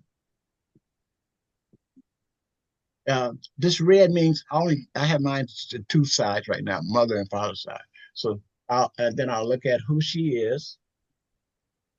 She signed in 3 years ago. Woo, look here. I got a European cousin here, right? Looks like it, doesn't it? Did y'all see that? Mm-hmm. Okay. So anyway, what I she she shares 29 centimorgans in two segments. And so she is a relative. Whenever you have more than one segment, they are relatives, and she has 29 centimorgans. So she's in, like they said, the third and fourth um, generation. No, third and fourth, um, not generation. She's the third or fourth cousin of mine. So, okay. So what I do is, oh, before I do that, I would do, before I reach out to give her a message, let me go back. I'll look at the shared matches. Here, shared matches, right here.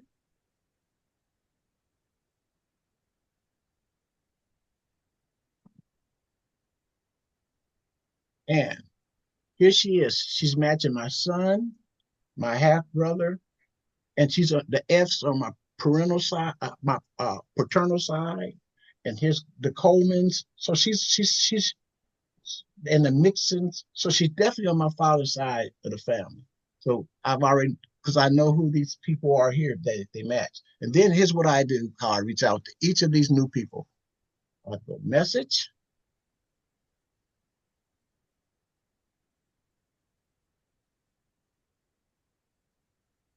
And see, I haven't reached out to her. I'll go right here, type, right there. I'll click in there, right click, paste. I paste that whole message that I've given you. And then I'll just, right here where it says, greetings, new cousin Dana, I'll stop there.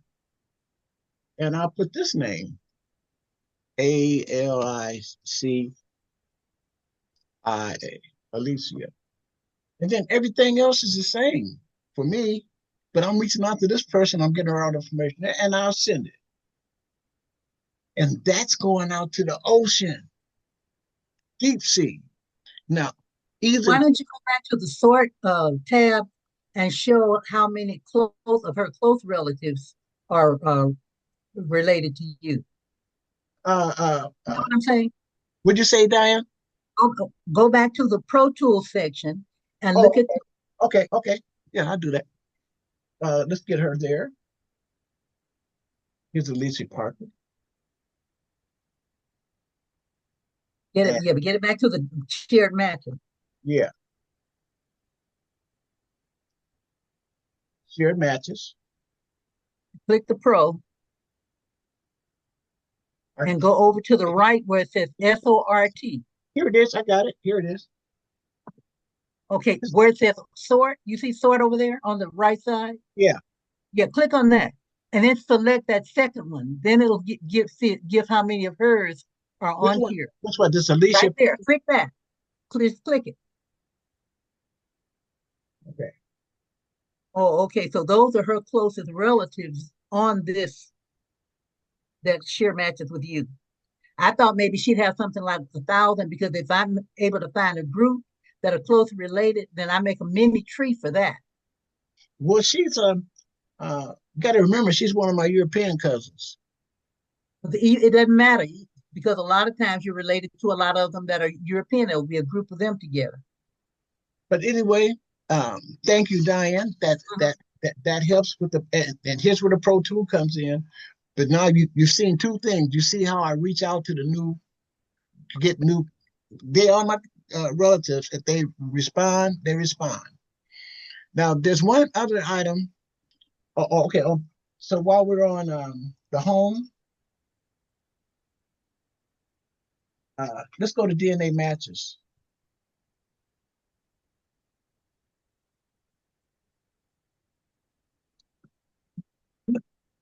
Okay. Do I need to share my screen?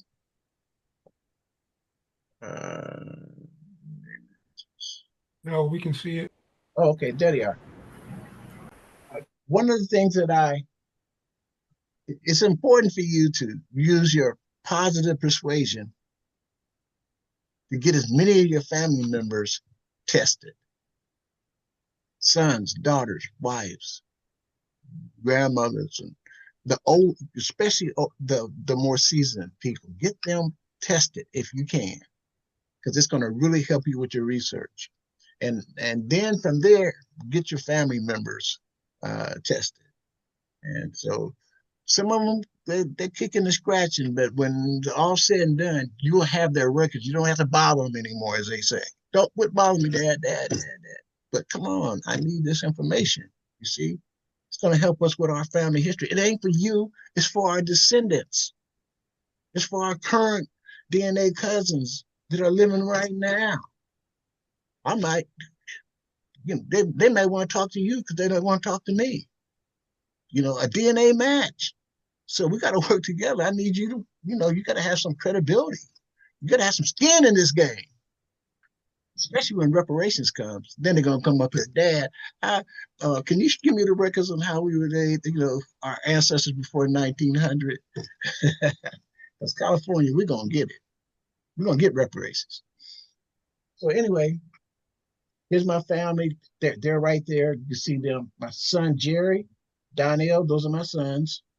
And Central Morgans, 7,000. We all have 7,000 Central Morgans. And our kids are half.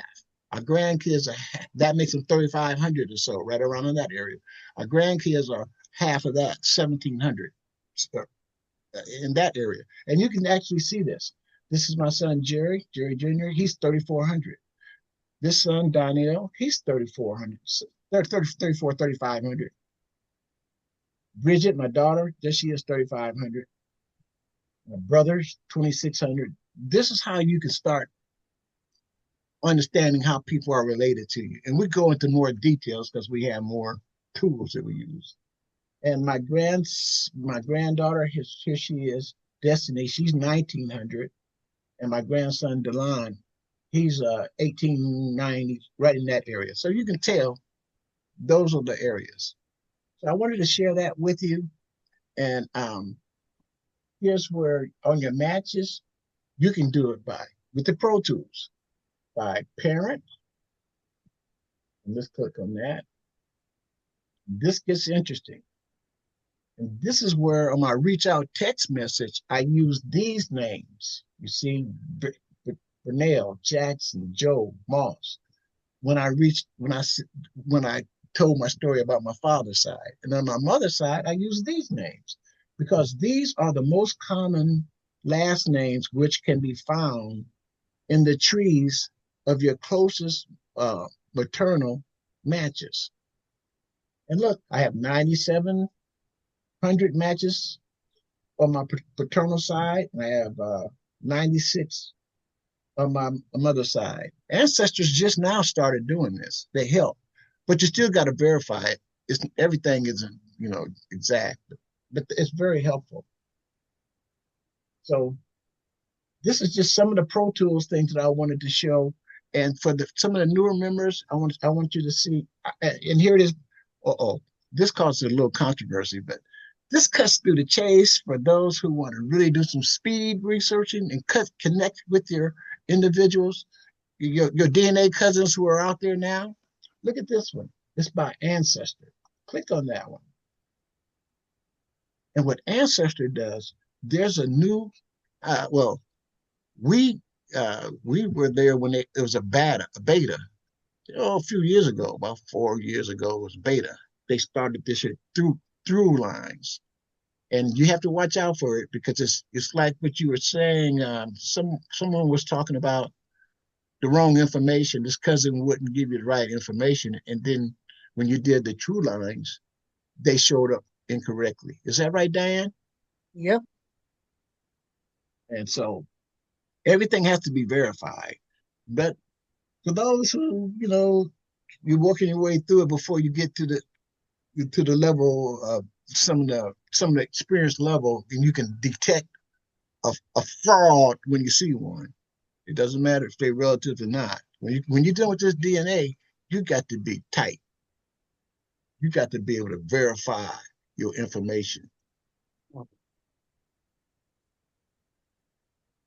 So now, by ancestors, so here's my mother and father, Kenneth Moss and Lois Maxine Gildon. These are my 4 grandparents.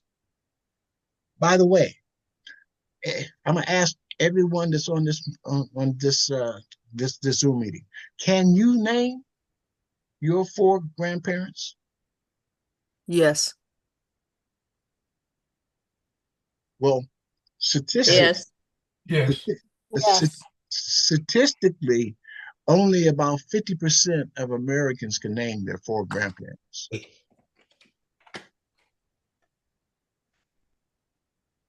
Okay, and then we go. So and then these are my great grandparents on both sides, and on down. So let's just pick one, and I'm gonna show you how this true lines can help you. Like Reuben, there's 28 DNA matches, and they match between 8 and 154 centromorgans.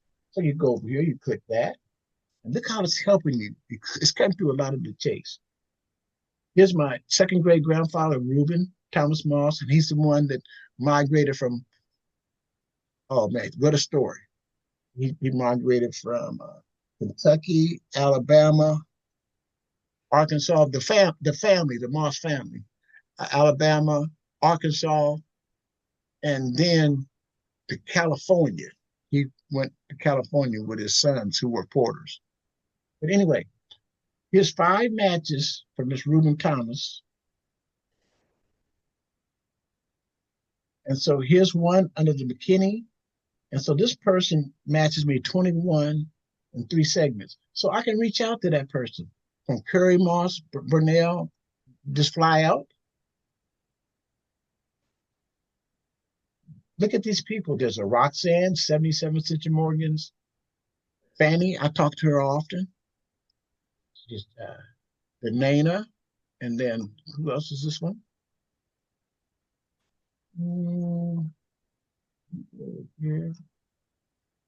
Jerry, Go ahead. I just want to say that Kentucky was a part of Virginia. when it was in the colonial times. And that name Lumpkin, that's a prison of slave auction, where they auction off slaves in Virginia. Right here, right? Yes. Okay. And she matches me 103 centimorgans, 6 segments. So the message is that these tools are very helpful. And one final one, and then John, I would ask you to, are you still with me, John? I'm here, but my voice is kind of weak, so okay. I'm going to do it, but I'll need you to make sure I'm doing it the correct way, because I want to use this mirror, this facial identity that you taught us last week. Okay. Facial recognition. Yes, sir. Okay. And so the other thing that for new members who just joined, well, how I want to help them, we use this one by location. So you click by location. Look what Ancestry is doing for you. It shows a map all over the world, but like it has a map of where your DNA matches are located at. And this is how you can tell where some, like in San Diego, for like I have relatives. Here's a relative in San Diego. I didn't know I was related to her until I saw this map. And then once we talked, I found out how we were related to her. She's closely related to me. And her family is from Omaha, Nebraska. So their family migrated out here. Her mother did. And this young lady, she's related to me, and she took a DNA test. And now I'm doing all my research across the world, and come to find out, I got a young cousin right here in San Diego. And here's the maps, and you will see the different locations that each of you have access to it. Look at the maps, and you can go anywhere in the United States.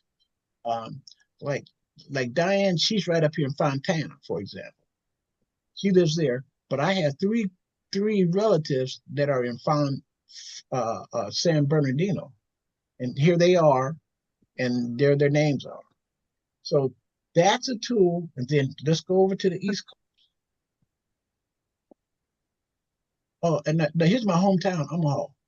There's 2 people here, Agnes and LaShawn Bell. I know her, LaShawn Bell. That's my son. I mean, my brother's daughter. But this one, Agnes Perkins, I know her about her family, but they took on, you know how they keep the mother's surname, so they don't take the father's name, and that's what she did. And so they went with their mother's surname, the Perkins, but they're really Burnells. Their dad was a Burnell, because that's how she's matching me. And so I have a little bit of a challenge communicating with her. She hasn't been as receptive reaching out. But that just goes to show you some of your family history. And with this ancestry, it helps you find different people, and you just reach out to them, if they respond, good. If they don't, move on. This is a big ocean out there. Back to that through line where it said evaluate. Those are people that you don't have connected yet. Otherwise, they wouldn't say evaluate. But it helps solve some of the problems of trying to figure out who your matches are, because those people show up in your matches. So you can add them to your tree following that line, as long as you have documentation to support it. And here in Little Rock, Diane is from Little Rock. Look, I have 5 relatives from Little Rock who were related to me. And here they are. There's Edwards and Williams and King, those. And here's 2 more up there by Mansfield, Newsom, and Hall. But that's an example. That's a tool that you can use.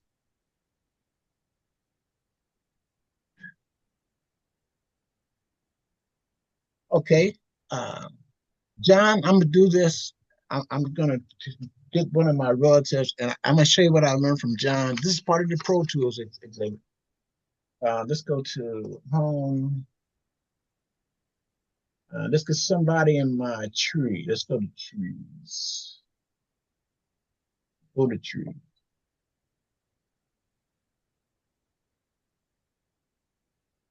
And if you have pictures, you have different pictures of individuals in your tree, for example. We'll go up a little higher. David.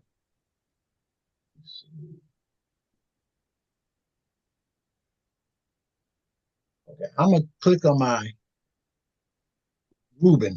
He's my go-to on my research. Reuben right here as he's my second great grandfather. Okay, thanks, Diane. Yeah. I want you to show your cousins. Go ahead and do it now, Diane. Hey, Okay. I've been asked to yield. I yield, Diane. Oh, you didn't have to, but let's see, and Okay. That's what this format is for. okay, I'm on my heritage, and I am going to go to the tab that is discoveries right here. So these are different types of ways to discover information. Matches by people, that's the main one that you see. Matches by source, instant discoveries, and cousin finder. So I'm going to go to the cousin finder. And when they're on cousin finder, they will walk you up to where you match. Okay, I already know who Sang is. He's my cousin, but I'm going to show you that first. Mary Magdalene Moss is my grandmother. Milton is my father, and Kathleen is not his sister. Kathleen, oh, they made a mistake. Oh, Uncle Johnny is missing. Uncle Johnny is his brother, and then Kathleen is my father's niece. Wow. Okay, so let me go to another. This is supposed to show you how you're related. Okay, Carol Morrison, same thing. Okay, they have the same problem. So that lets me know I've got to watch. This is kind of like the through lines. yeah. If they don't have the right information there, it's going to mess up. Okay, so now I have Martha Tate. It's on my mother's side. Nancy, I know her. She's my cousin. And she's the one that doesn't want to. Okay, but now this is correct. Martha Tate is the mother of George Esther Robinson, which is my great grandfather, and Isaac Robinson, which is Nancy's great grandfather. So then shows, so what you would do if you see this and you only have your side, like George Esther Robinson, you're able to go in and put in Isaac Robinson and his lineage there. So some that I need to work on now, and I'm glad I saw what happened on that first one because that's an error somehow there. But I'm working on my McLean's now, so I want to go down to one that is for the. Okay, this one was a nice discovery that I made here. My great grandfather, John Lemon Nelson, married Dolly McNeil. Okay, so now under Dolly McNeil, Dolly had Jane Nelson, which is my grandfather's sister. So following this line down through Dyers and through Shine, so I was able to add Frank Shine. So all of these people are on my tree. Let me know if you have a question. So the one that I need to work out now is Cleans. Was not going to work on McLean's at all because I have a cousin Desi that has a series of books out on the McLean's, McNeil's, etc. But I have so many matches that are McLean's, I'm making a separate tree. So I have a slave Joe McLean. I have this information on the left side on my tree. So what I will be going through in now is filling in the Joe McLean line. And I had no idea how Ulysses was related to me, but now I'll be able to add him and then show a link between him being a common match to me. Any questions on that? None? No, ma'am. Okay, so I'm done. My heritage has value in that because I thought it wasn't much because it didn't really have enough Black people on here for us to really pull our family together. But we need that white side because that is the slave owner side, and you can go actually back to the point where a white man had the children with a slave. Mhm. So that's it. So I got a lot of McLean's and I'll unshare now. Oh, okay. Thank I have you. a question. I do have a question. Is there like a subscription for MyHeritage, or is it free like Family Search, or does it cost like Ancestry? Okay, you can upload your DNA for free, and some people say that they have been able to do this process without having the membership, but it's $100 a year. It's the cheapest one right now because they're trying to build up the Black people in the database, and they want to build up a valuable database. The more people you have, the more Mm-hmm. valuable your information is. So Okay. Ancestry takes that place. Okay. All right. Yeah, and Maisha, just Uh-huh. to add, yes, you can join MyHeritage for free, but there is a limit to how many generations you can have on MyHeritage if you do it for free. And so that's when they need you to add the subscription. If you want to add more people and go Mm-hmm. back more than 3 generations, you're going to have to subscribe. Okay, because I'm looking at it right now and it says 14-day free trial, but I've always seen it, but I never knew how to work it. So I was like, I'm leaving that alone. That's waters I don't even know how to mess with. But looking at what you just, I'm like, okay, let me give it a try because I just do Ancestry and then the family search and stuff. So And I'm what I just like, just showed you, it may have been there for a while. I don't know, but I just discovered it about 2 months ago. uh-huh. Okay, so I'm gonna test the waters. Okay. Okay, thank you. Mm-hmm. Thanks, Diane. Oh, you're welcome. My mentor. I'm going to be signing off. I got to get ready for a Bible study that I have at 6 and some other things that I have going on this evening. So nice talking to everybody. See you later. Likewise. Bye-bye. Thank Bye-bye. you. Bye. Okay, John. Say, John, Yes. could you walk me through this briefly? Do you see my tree? Yes. Okay, where do I get the picture at that I want to do that mirror? Can I get I can get this Reuben T? Do I? Yes, sir. Just click on their profile. Okay, let's see. No, go back.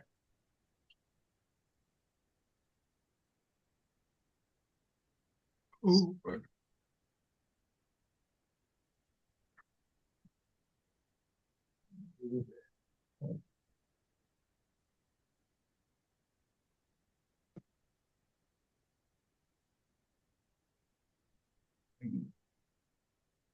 your view's profile in your tree.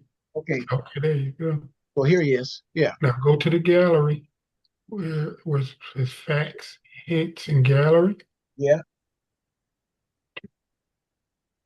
Watch this, everyone. Watch this. Okay, grab that picture. Click Which on that. one? This one. Yeah, you can click on the black and white. It looks like they're the same, but just colored. Okay, right here. Pick it. Yes. For all those who don't know me, I said I've had tonsil cancer, so my throat gets kind of messed up sometimes. Now you can use just that facial portion, or you can hit the recognize up there where it says details, tags, and recognize. Okay, right up here. Watch it. Go to right there. There you go. Now stretch from there you go. Stretch that box Here. I can move over his face. Yes. it some more Okay. Get it like this. lined up to where you're comfortable. This is my second great grandfather, who's uh, he's awesome man, and him and his wife City, they migrated from from the south to California. You know what? That's what I did from Midwest to California. So there's similarities. So okay, go ahead, John. Okay. So now you just hit recognize ancestor in the blue there. And you have 20 trees with it being great, and then you have some more underneath. Yours is a little different because usually it'll be great, good, and fair. As you can scroll down. Uh, None, yeah, wow, none. great. See, the goods, the thing about that right there, you can keep scrolling down if you want till it gets to fairs. You notice they're going down fair, they're going lower on the recognition. They're trying to keep up with his facial feature, but you have Reuben Thomas Moss in the great, and I think there was another name in the great. This what kind of confuses me there. Zach- RUBIN. Zachariah Moy is great, and also What see about the second one. what about these 20 trees here? Okay, you can click on those 20 trees. Those are 20 trees that has that Reuben Thomas Moss in their tree. Right. Why? I don't know. And maybe you might know them. But you can click on if you have a full account where you can see other people's trees and those trees are public, you can see those trees and see why they have them in there, who they have them connected to, and see if there are any example of the people that you have on your On my tree. tree, yes, or in your I And, forgot what they call it. you don't have to say much, John. I got it now. Uh, Okay. and so what happens here is, look, these are people who I can contact because they have my second great grandfather in their tree. So you can contact them, and some of them when I've done with different relatives are my European cousins and European people who have trees and they have his name in there. And so I can reach out to them. So that facial recognition, uh, you'll have to experiment with it, and it's a very helpful tool that he's taught me. And again, you get who he is, gallery, and I can get somebody else, right? Or not no, I have to go to somebody else. Oh, this is the here's what he's talking about. His name is Reuben Moss too, RUBIN and RUEBIN. And here him, Reuben and my second grandmother city. There they are. And that information was given to me by my cousin, DNA cousin. So now, if I'm not having anything, knowing anything about my Moss relatives, now I have live DNA cousins that I talk to now. And some of your first friends, when you're growing up, your first friends are your cousins. And it just so happens now some of my last friends are my DNA cousins. Great people. And we are related.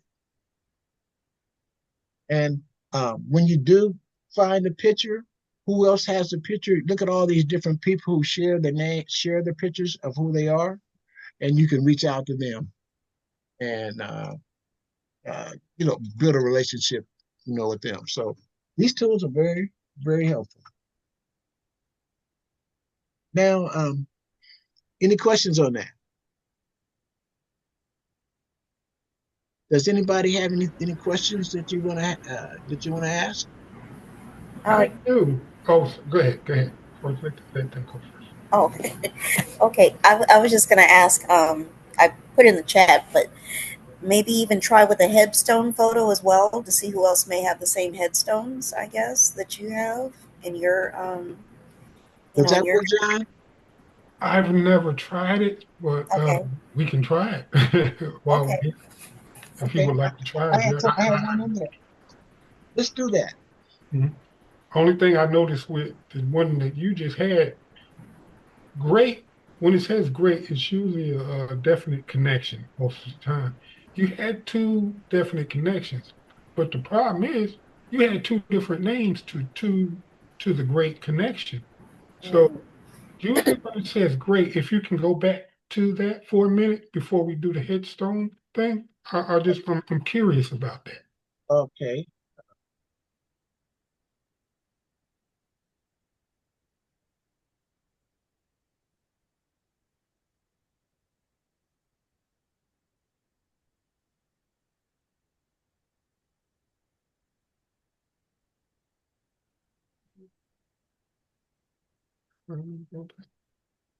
Oh, I was just waiting on you to go back to do the facial recognition with your.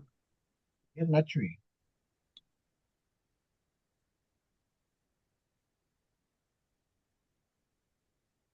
And I wanted you to know too, about this must have been about 6 months, 8 months ago.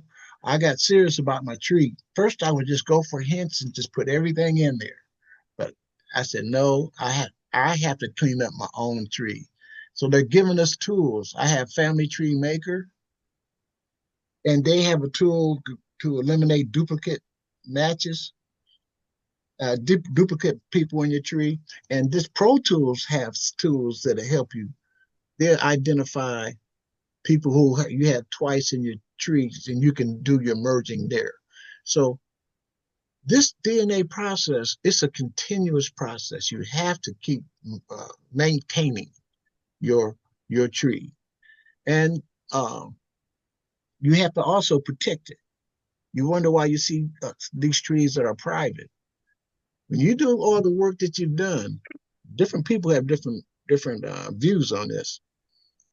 I feel confident in this one tree that I've been able to spend a lot of time on, and I have had some other trees.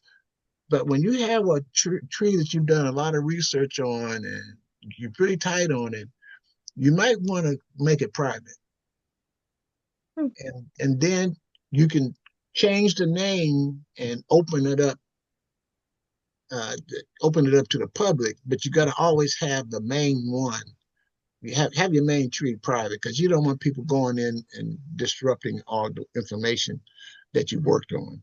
Has anybody had any challenges with that? And not only that, they go in and they take your pictures out of your trees, out of your public information, and they change the names and they put it on their trees. They put my mother as my grandmother, my grandmother as my mother, and all kinds of things. It's sort of like, come on now.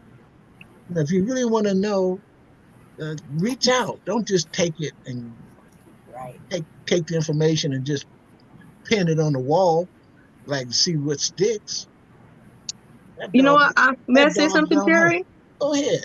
Jerry, I can relate to that, and I've seen that happen. And what annoys me is that they'll take the picture, put it in theirs, and then they'll have a lot of information wrong. And then Ancestry will send the picture back to you and suggest, is this a relative of yours? As if the other person It's did the correct. picture, but you the one who originally put it up there. So what I do now is I limit pictures that I put on Ancestry. I'll put a basic picture, and then if I have multiple other pictures that I've done and restored, I'll put them onto Family Search. Because what I find in Family Search, it's one big tree that everyone's working on, and there is no need to where how Ancestry asks for a suggestion with the pictures. With Family Search, it's connected to everyone, so it's everyone's doing their part, and the tree is like merged, one big tree. Whereas with Ancestry, they want everyone to have a separate tree and then do like a comparison, but Family Search kind of does it in a better way, and you still have credit to your picture and everyone can still comment and talk on it, and it's also part of their tree because it's one big tree. I don't know if that makes sense. So I will now, lately, I just do one basic photo and that's it. And then sometimes I even do it to where I write on it to where saying, oh, this is giving a description of it. So that way, if they do take it, it's going to look weird that they took it because it's not showing how they're actually related to that person. If that makes sense. Oh yeah, it makes a lot of sense. Any other comments on that? Um, I was just gonna say, I had an instance where I had a great aunt. She was never married, never had any children. Um, I have, I guess, well, she's a DNA cousin, a few generations out, and I saw that she had my great aunt basically on my father's other side of the family in her tree. I mean, she's just been pulling stuff from my tree, and I'm just like, I wish she would stop doing that because it has nothing to do with her. But at the same time, she had the wrong name. It was the same name, but wrong information. And so I asked her, could you please, out of respect for my aunt, I knew her, I used to visit her. Um, she never married, never had any children. She never lived outside of Virginia. She was not down in Alabama or Georgia. Can you please change this? You know, because I was just like, she was very heavy into uh, genealogy, family history. She was a teacher, so she was just, you had to get your stuff correct. Let me put it that way. So on behalf of her, I asked if this DNA cousin could please, remove what she had, and so it took a while, but she finally did it because I needed for her to understand what she had was not right. So as far as pictures, I stopped putting pictures up because I noticed like three people had taken my father's photo, and I'm like, I don't even know how the heck we're related. So it's just, I'm like, oh gosh. So yeah, I don't even put pictures up anymore. Yeah. There you go. Yeah, it's at one time it was okay, but now you have the wolves out there, predators. Yeah. Like some people, they Question. just put stuff up and they don't do the background.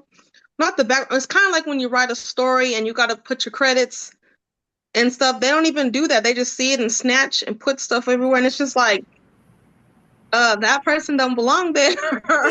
What Exactly. makes you sure that that's that person? And my thing is when they snatch pictures from me, I'll be like, hi, I noticed you have my picture of my such and such aunt, grand aunt. How are we related? How did you know my grand aunt? I want to know because it's Yeah, like, and sometimes they don't respond to you. I had yeah, one lady stop. She kind of blocked me from looking at her page, but I'm like, she had my how would you say, my step grandmother as my biological grandmother. I mean, it was bad on her tree. So I don't know these people. I After a while, I just kind of stopped adding stuff to my tree too. But I yeah, don't I don't necessarily want to put it as private because I like the connections, making hmm, connections, but I know not all connections are good connections. yeah. Just like, good grief. One question for Oh, those, okay, sorry. Go if I ahead. may, Go ahead. Hmm. for those of you who have um, enslaver Nelsons in Georgia, do I have any present here that I'm talking to? Enslaver Nelsons in Georgia.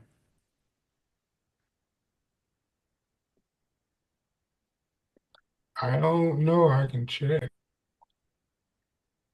Because I have a name of a Nelson who was an enslaver, and in 1870 they called them employers. And the person that was employed was a great grandfather whose name was Aaron Carter. So I'm wondering if anyone knew of the Nelsons, the enslaver Nelsons in South Georgia or Georgia in general. Uh, mm, no. Well, I do personally. I have some Nelsons from Georgia, but I don't know about any enslavers. Okay, what counties are your Nelson Georgia your Georgia Nelsons living? Well, no, I just checked my DNA matches, and I seen there was a few white people in there. I think it was a few white. After you had said that, to just kind of check to see if I had any. And can I share my screen, Jerry? And Go, go ahead. I missed that. Go ahead, John. mm, Okay, here. See these people here? What was I checked as soon as you asked to see if I had any Nelsons in Georgia. I didn't particularly look for any slave uh, enslavers at all, 'cause I don't really like to do that. But those were the ones that I had, those names there. Okay. Mhm. And yeah, that was it. I had a couple white people there. For Should you run into this an answer for the question? Is there a way that I can find out what your answer is with the group? Sure. Well, I'm gonna put my email into you. It might give you my email, or Okay. you can come visit our group, the Alsville DNA Cousins Genealogical Society, or Alsville DNA Cousins and Friends. We meet every Thursday. I put a link in the chat. If you just check the chat, you'll see the link there, and you can come every Thursday. Or Miranda and my Misha, Mesha? Misha. Mesha.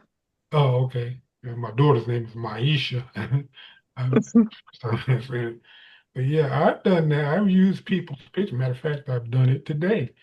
Uh, I didn't use no one's picture. I just used the person's name because they were DNA connected me, and I made a tree Mm-hmm.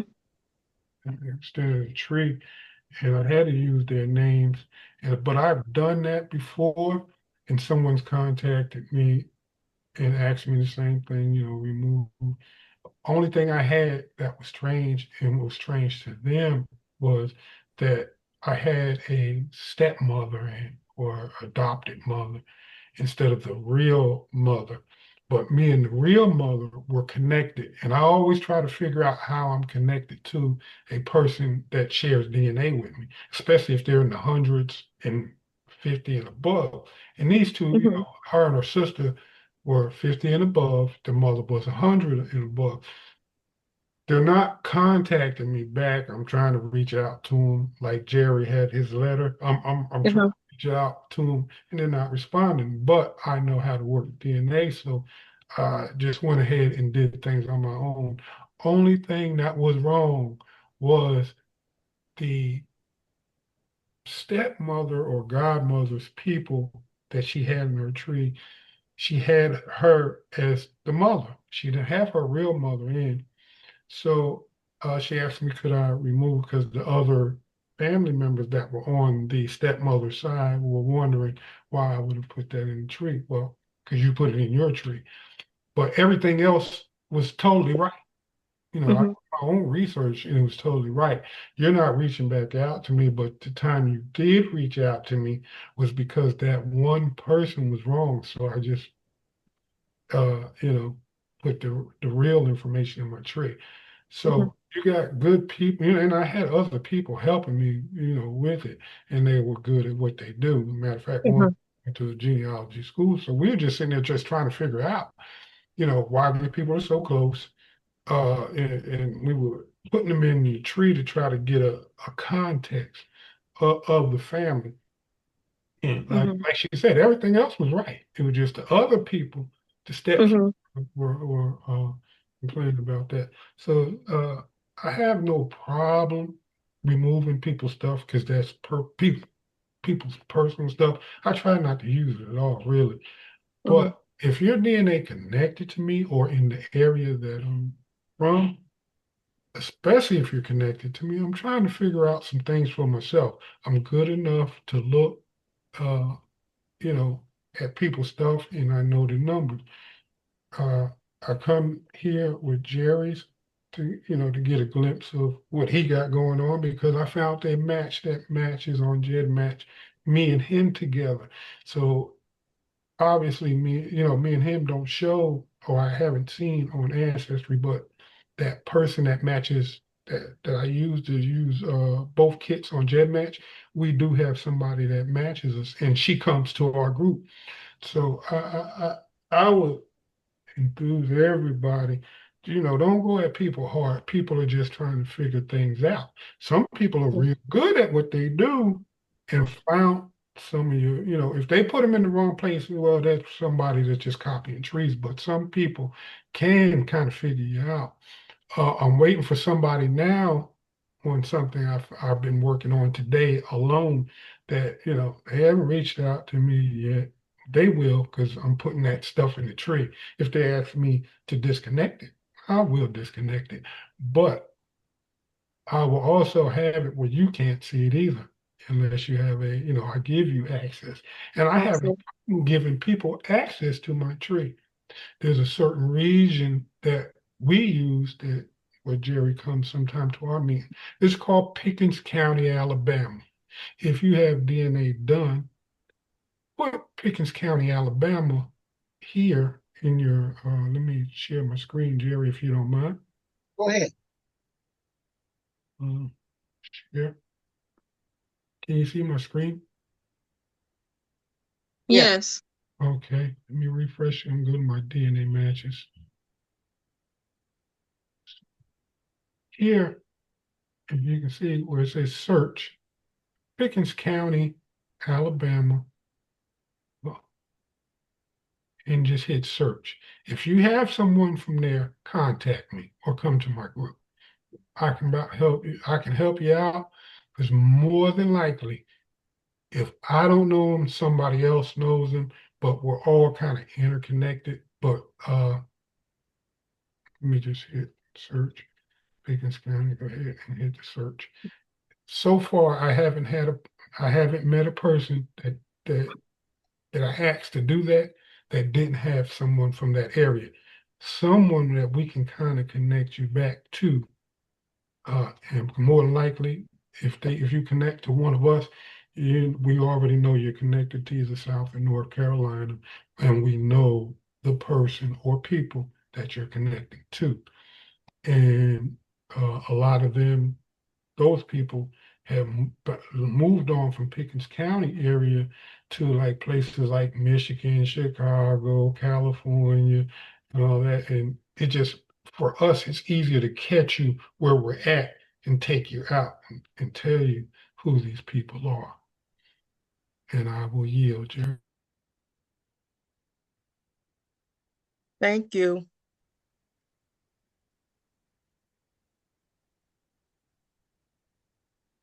Okay.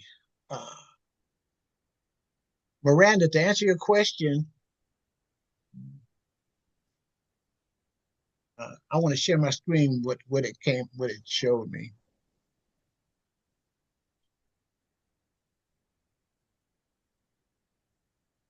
Can you see this? Ethel and Moss? Yes. Okay. Yes. Here's what it said. Not sure who's in the photo. Ancestry can scan your photos and use AI to help identify deceased people who might be there. So the initial answer to your question is uh, the markers and the memorials. It doesn't seem like they fit that facial recognition. Oh, okay. So just facial recognition. I was Yeah, hoping that maybe just by the name it would pick up the name within the photo, but I get it. and I'm showing you here.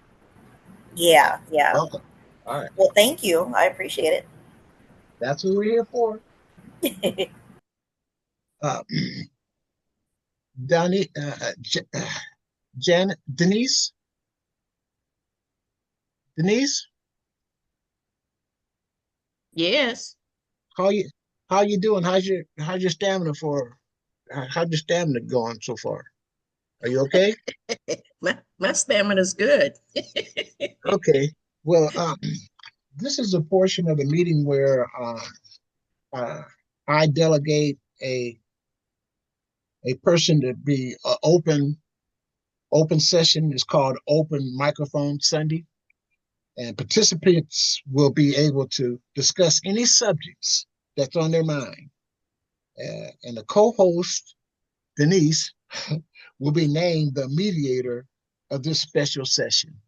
Would you agree to be the mediator of this special session of open microphone Sunday, and the participants will be able to discuss any subject that's on their mind. Okay, certainly.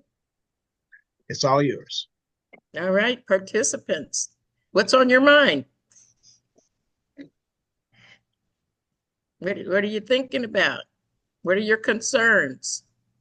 Questions, posers? I have a question. Certainly. How do you, everyone, because I've been getting messages and Ancestry, how do you upload your DNA from Ancestry to Heritage, or just to get it, to get your, I don't, like, someone asked me for my number, GEDmatch. I don't remember. I don't even remember. I did it once, long time ago. I tried looking on YouTube on how to do it. I'm clueless. I don't know how to get it from Ancestry. I have a copy of it, but I don't know how to upload it, or just to even retrieve it from Ancestry. Oh, okay. Okay. You want to pull up your screen and I'll walk you through it? I don't know how to do it on that, but I do have my laptop, so I can watch you and actually do it. Okay. On how to get my DNA off of Ancestry to I don't know, just to retrieve it in general. Okay. Okay. Well, let me see if I can get out here to go into like DNA. I know that DNA. Let me see. Yeah, I gotta get the Ancestry first. Okay. I just got so much stuff going on. That's not it. That's not it. I thought I had Ancestry up here, but I guess not. Let me pull up Ancestry. Okay.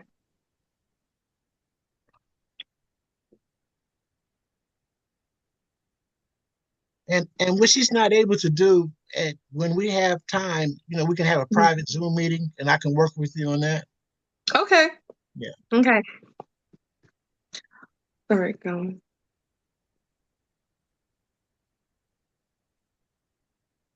Probably hit the back button, because I was getting that message too. You can probably just hit the back or to Ancestry. Yeah, so I try to reload first, so it'll go back Okay. to the last. Go to home. I'm just trying to pull up an Ancestry screen, and then when I move this thing out of the way so I can see. Okay, trees. I'll just go to any tree that Okay. I have. Mm-hmm. Right now, this is a tree. I'm assisting a friend with their family. But basically, you want to go to home. Mm-hmm. I'm on my home page. Okay. Okay, yeah, I'm on that page. Close that out. Mm-hmm. And then from home, there's, God, I can't, I got faces everywhere. On your home page, let me see if I can find it. It's not a pro tool, it's one of the other tools.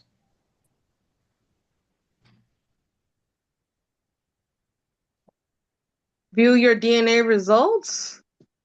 Not the DNA results. You just want Okay. to in your home. Go to the see where the picture is in the top right corner there. Yeah, like my Yeah, picture. right there. Okay. Yeah. Okay. Yeah. Click on that.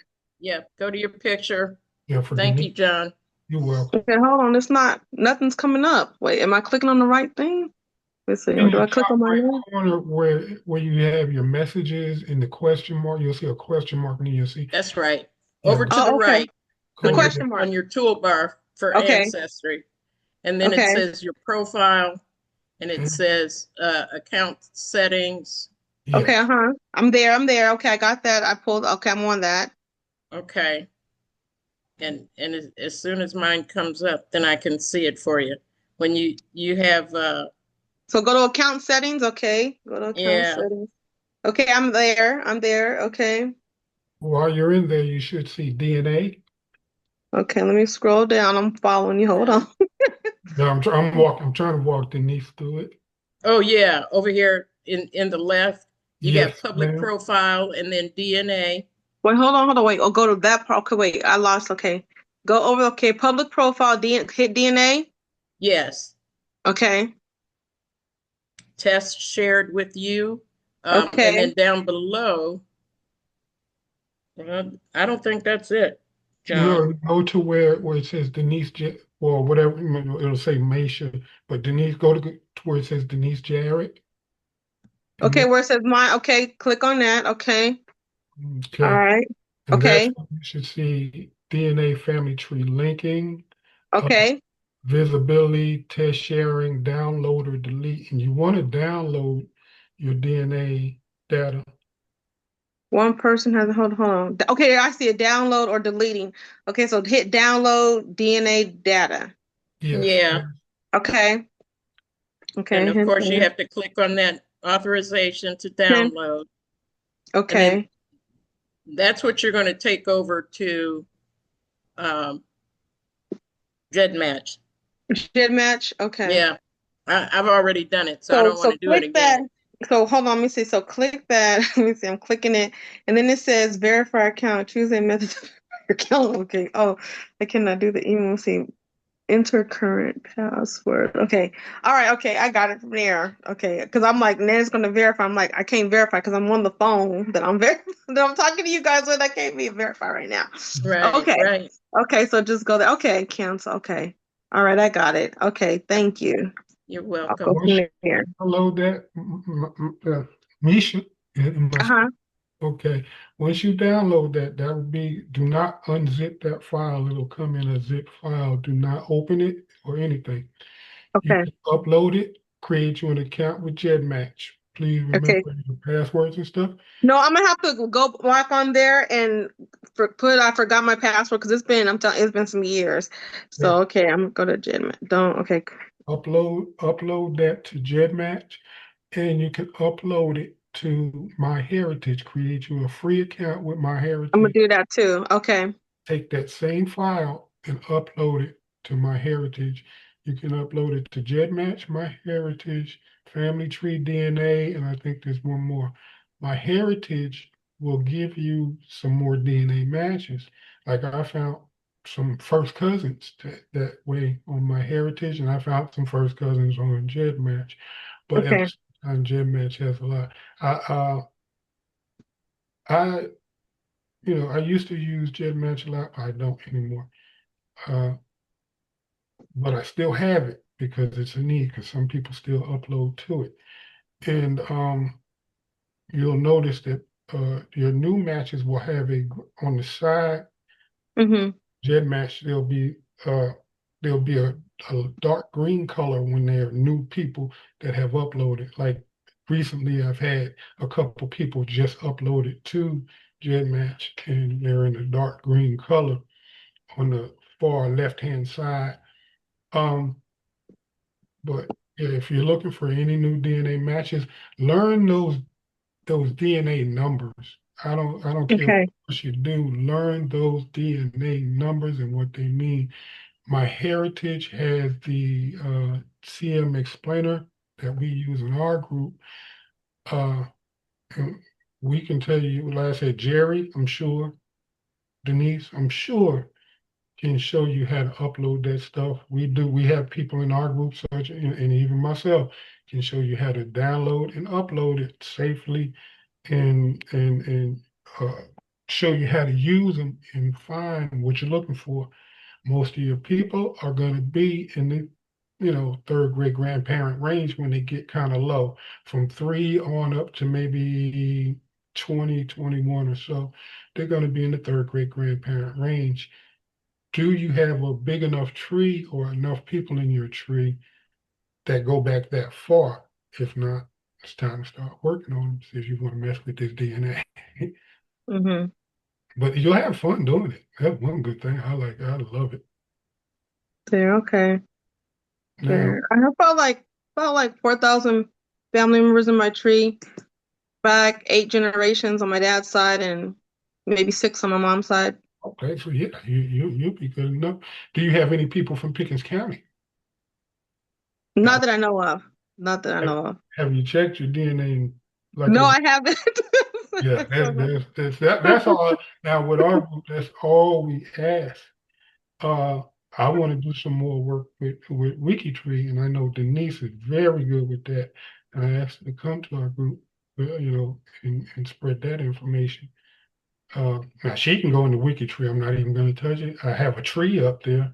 I haven't, You know what? I haven't used it in a You know while. what? I've seen Wikitree. I don't really know much about it, but I have seen it when researching when I've gone to the family search research centers, and Yes. they help there, and that comes up, but it doesn't click in my mind like anything because they're helping me, and I'll see that, and they'll be going through that or something like that. So yeah. Yeah. Wikitree is just another tool that you can put in your tool belt. Uh-huh. Just like Family Search, it is free. There's no subscription, no annual Okay. subscription. They have vowed to be free forever. Uh-huh. It's accessible to anyone, whether you're a member or not a member. Like you Mm-hmm. can do a Google search on a family member, and if it Uh-huh. says they're in Wikitree, it'll give you a link to Wikitree. Okay. And there's when you go into wikitree.com, the very The first page. family, the free family tree wiki tree. Okay, I'm pulling it up right now and look at it. Okay. Yeah. And there's even on that wikitree.com page, there is a short video. I think it's about 90 seconds long to give Mm-hmm. you a quick overview of Wikitree. But this is designed, it's a global family tree. It differs from Family Search in the sense that Wikitree does not store data records, which is what Uh-huh. Family Search does. It's got the Okay. database of records, but Wikitree will be able to connect you with other individuals Mm-hmm. um, that you may or may not be related to. Okay. Okay, wow. It's all three. So basically when you create a tree, you're just creating the names and pictures or just because you You're said it you're doesn't store. creating you're creating a biography of each individual, each profile. And Okay. that's where it expands more than it does in Family Search, as well as more than it does in Ancestry or My Heritage. I'll try to Uh-huh. bring up one. But it gives you an opportunity to tell that story. When I first came on, you said something about being able to share the stories of the individuals and honor the individuals Yeah. in your ancestry. And Wikitree gives you the opportunity to do that by providing biographies. Those biographies you can share anything about that person's life. You can provide pictures. Um, Okay. you can collect documents and link the documents that you find on Family Search or on Ancestry to those Wikitree profiles. I'm clicking Okay. share, but because I've got so much open, it's probably not. Okay, I'm on that right now. So it says create an account. Wow, okay. A lot of new stuff that I gotta Yeah, touch on. This is exciting. yeah, it's real easy to create an account. Now, this Okay. is one of my Moss ancestors, the Okay. profile that I'm displaying now. And Uh-huh. so as you can see, it's telling me because of the information I have added to Wikitree that Mm-hmm. Edmund Moss is my third great grandfather. So I don't Okay. have to search any further to figure out how I'm related to this individual. Um, Okay.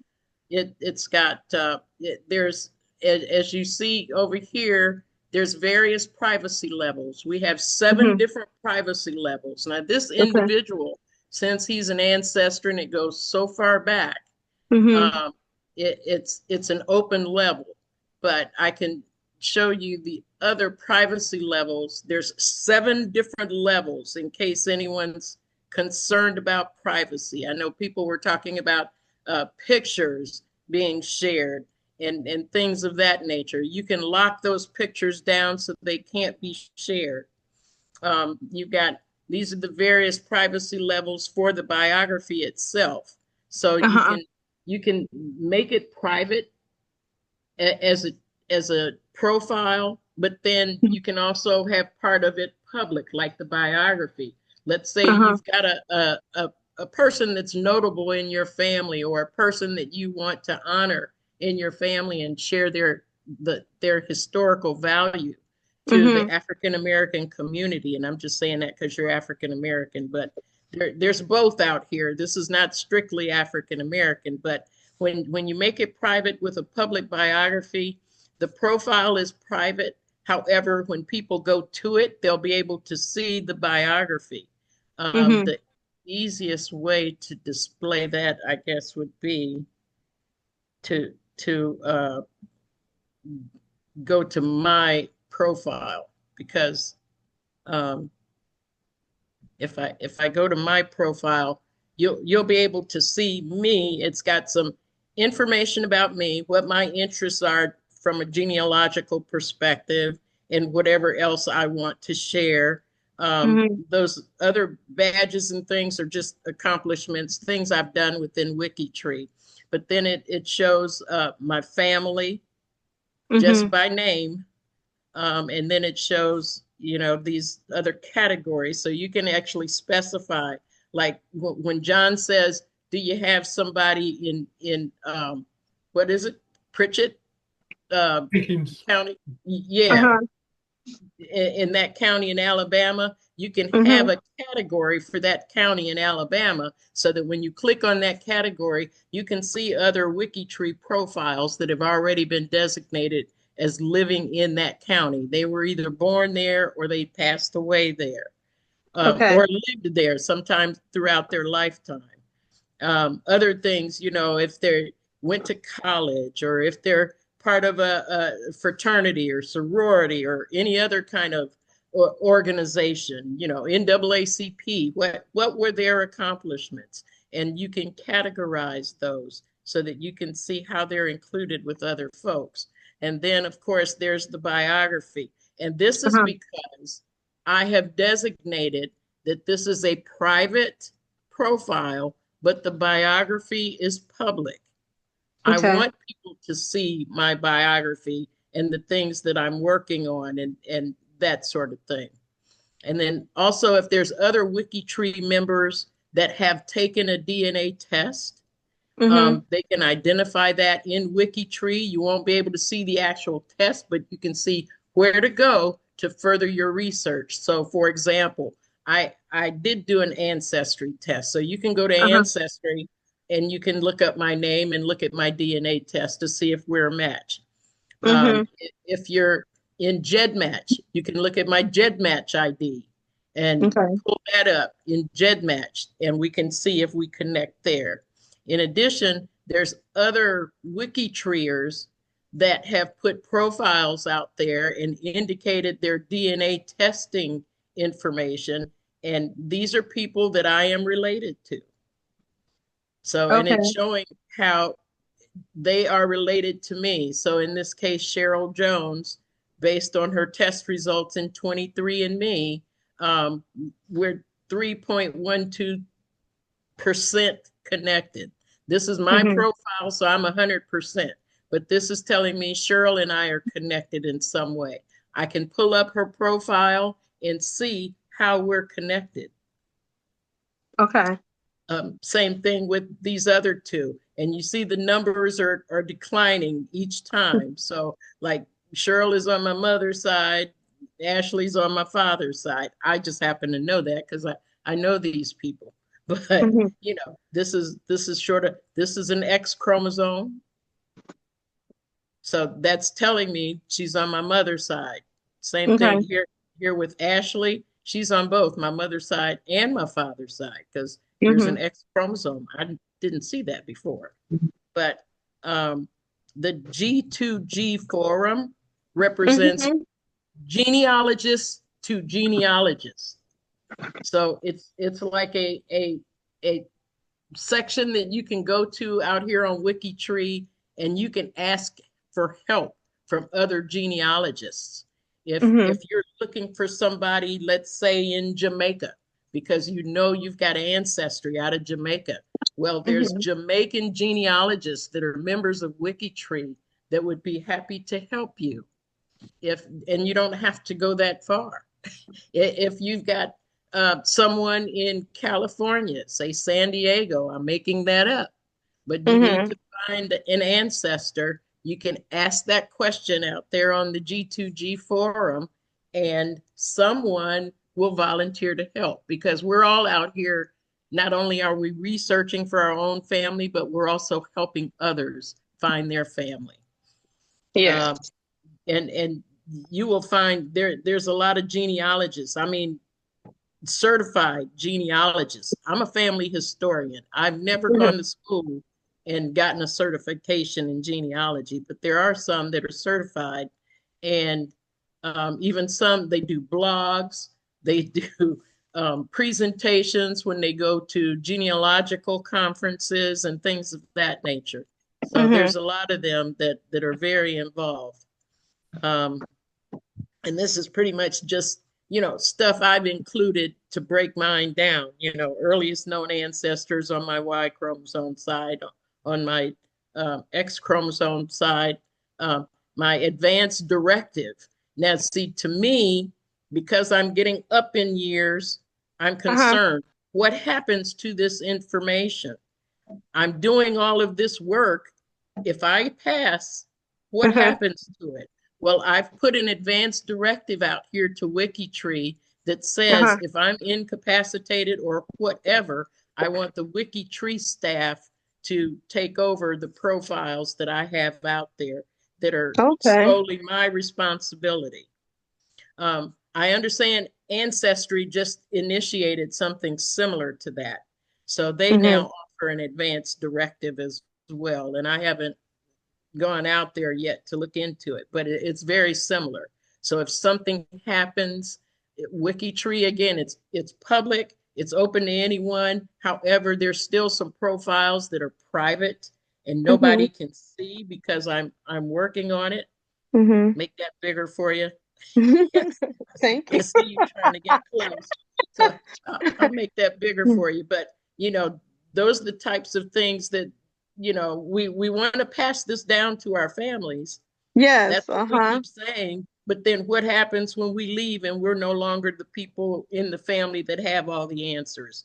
We've got it documented, and we make sure we share that with them, that it's documented and where they can go to get it. Yes. Okay. And of course, sources are always important. That's the one thing Wikitree does not recommend. We strongly suggest that for every data item you have in your tree, like birth date, death date, where they were buried, what church they went to, what profession they were in, whatever information you have collected, what books are they in, whatever information you've collected where your ancestor is mentioned, you want to identify that as a source, and you can list all of your sources. Okay. And then the other part that I really like, where you can encourage other families, we call it cousin bait, but we encourage family members, when you create those profiles, to go out there and share their memories of your ancestor. Your memory may not be the same as one of your cousin's memories of your grandparent. So, we encourage them to go out there and enter those memories about those people. And then what you end up with is a story that, like, your third great grandson can go out to Google or whatever exists when they come around and do that search, find their name, this profile will come up, and they'll be able to see that information. They'll be able to see your hard work and what other people have had to say about that person. Okay. And when it says like for memories, there are no memories. Are the memories like written stories, or is it audio, or is it video? It in this case, where you post that new memory, they're typing it in. But there is a way to add videos and audio files to Wikitree, just like when you're adding a photo. Yeah, just like when you're adding a photo, you can add video and audio files. And I haven't done a file, but there are photos that I have out here of my dad. So, Mm-hmm. you know, same process when you're creating the photos or adding the photos, you also have an option to make that whatever you're adding, identify it as a video file or an audio file. Okay. Nice. Yeah. Wow. New summer projects. Yeah, yeah. And Exciting and again, overwhelming at the same time. oh well, but it's fun. And It is. It is. It's just oddly like, enough, wow. Uh-huh. you know, you can add this data using a GEDcom file. Mm-hmm. However, I would suggest, because I've done that, and to me, it actually takes longer because that GEDcom file then has to run through Wikitree and compare it against all the other profiles that are out there. Uh-huh. Because there's over 3 million profiles out here. 9 times out of 10, there's going to be somebody in your GEDcom file that already has a profile out here. So it's much easier to just go in and create these profiles individually. Individual. Okay, Yeah. that sounds more easier for me. That's more up my alley. Yeah. Yeah.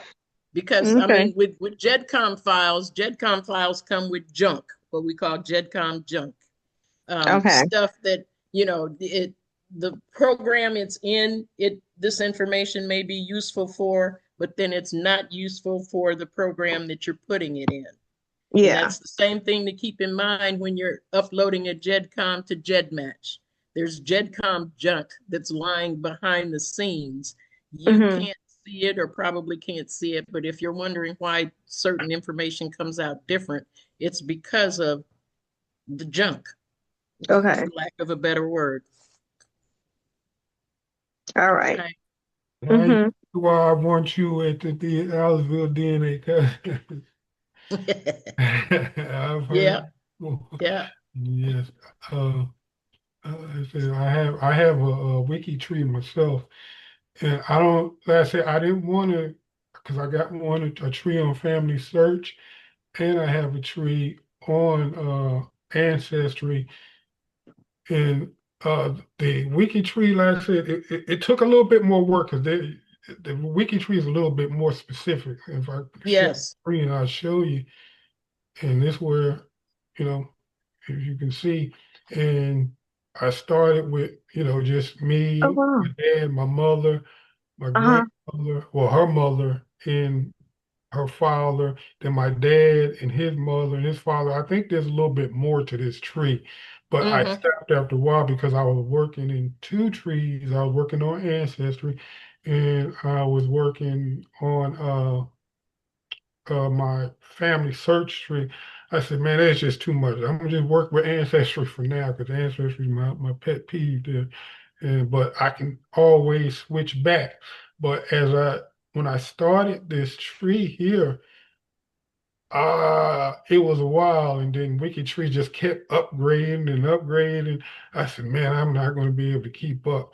So I just, you know, I said if I find someone that really just works with Wikitree, then Mm-hmm. I'll work with them and finish this off or find out how to pull a lot of that information out of there.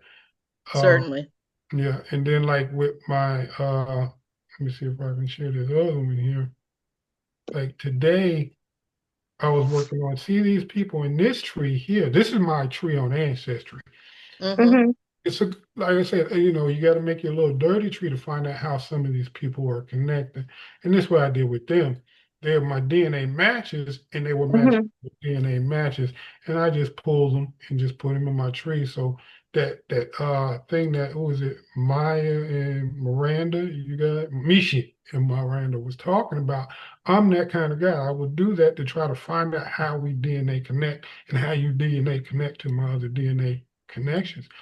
And similar, this is what I do. Like this lady here, she's connected to me. All these are my DNA connections. Okay. Mm-hmm. But they were just connected. And I was like, hold on, no, they had half trees here and half trees there. But I'm better than that. And I'll put them together and I found this lady here. I didn't take this, the people's whatchamacallit. This lady was in this guy right here, my DNA match. She was in his tree for one reason or another, but it wasn't his mother. So I said, let me put all this together because they'll have you going every which way if you don't actually look. Just so happened she had a newspaper article that had a person, when I hit member connect, that this girl right here was in there, but she wasn't a DNA match to me. To me, the house, but all the other people around her and connected to the grandmother here were. See, the blue, if you know, Yeah. the blue is they show a DNA connection, and Ancestry lets you put that in there. Or they're DNA connection and you put them in your tree. Now, if all these were connected, I knew she had to be. So when I went to the newspaper, I found her sister as well. And I found that she was married and so was the sister. But like I said, I'm only going to put information I can verify when I do it. When I do it, and I will only put like I said, I can put your profile, but it's only like she's living, so nobody can see her in my tree if I don't give you access. She's living and she's living. But I notice what I do when I put them in the tree, open link here, and I leave their information. I leave a web link so I can just go back and see their trees.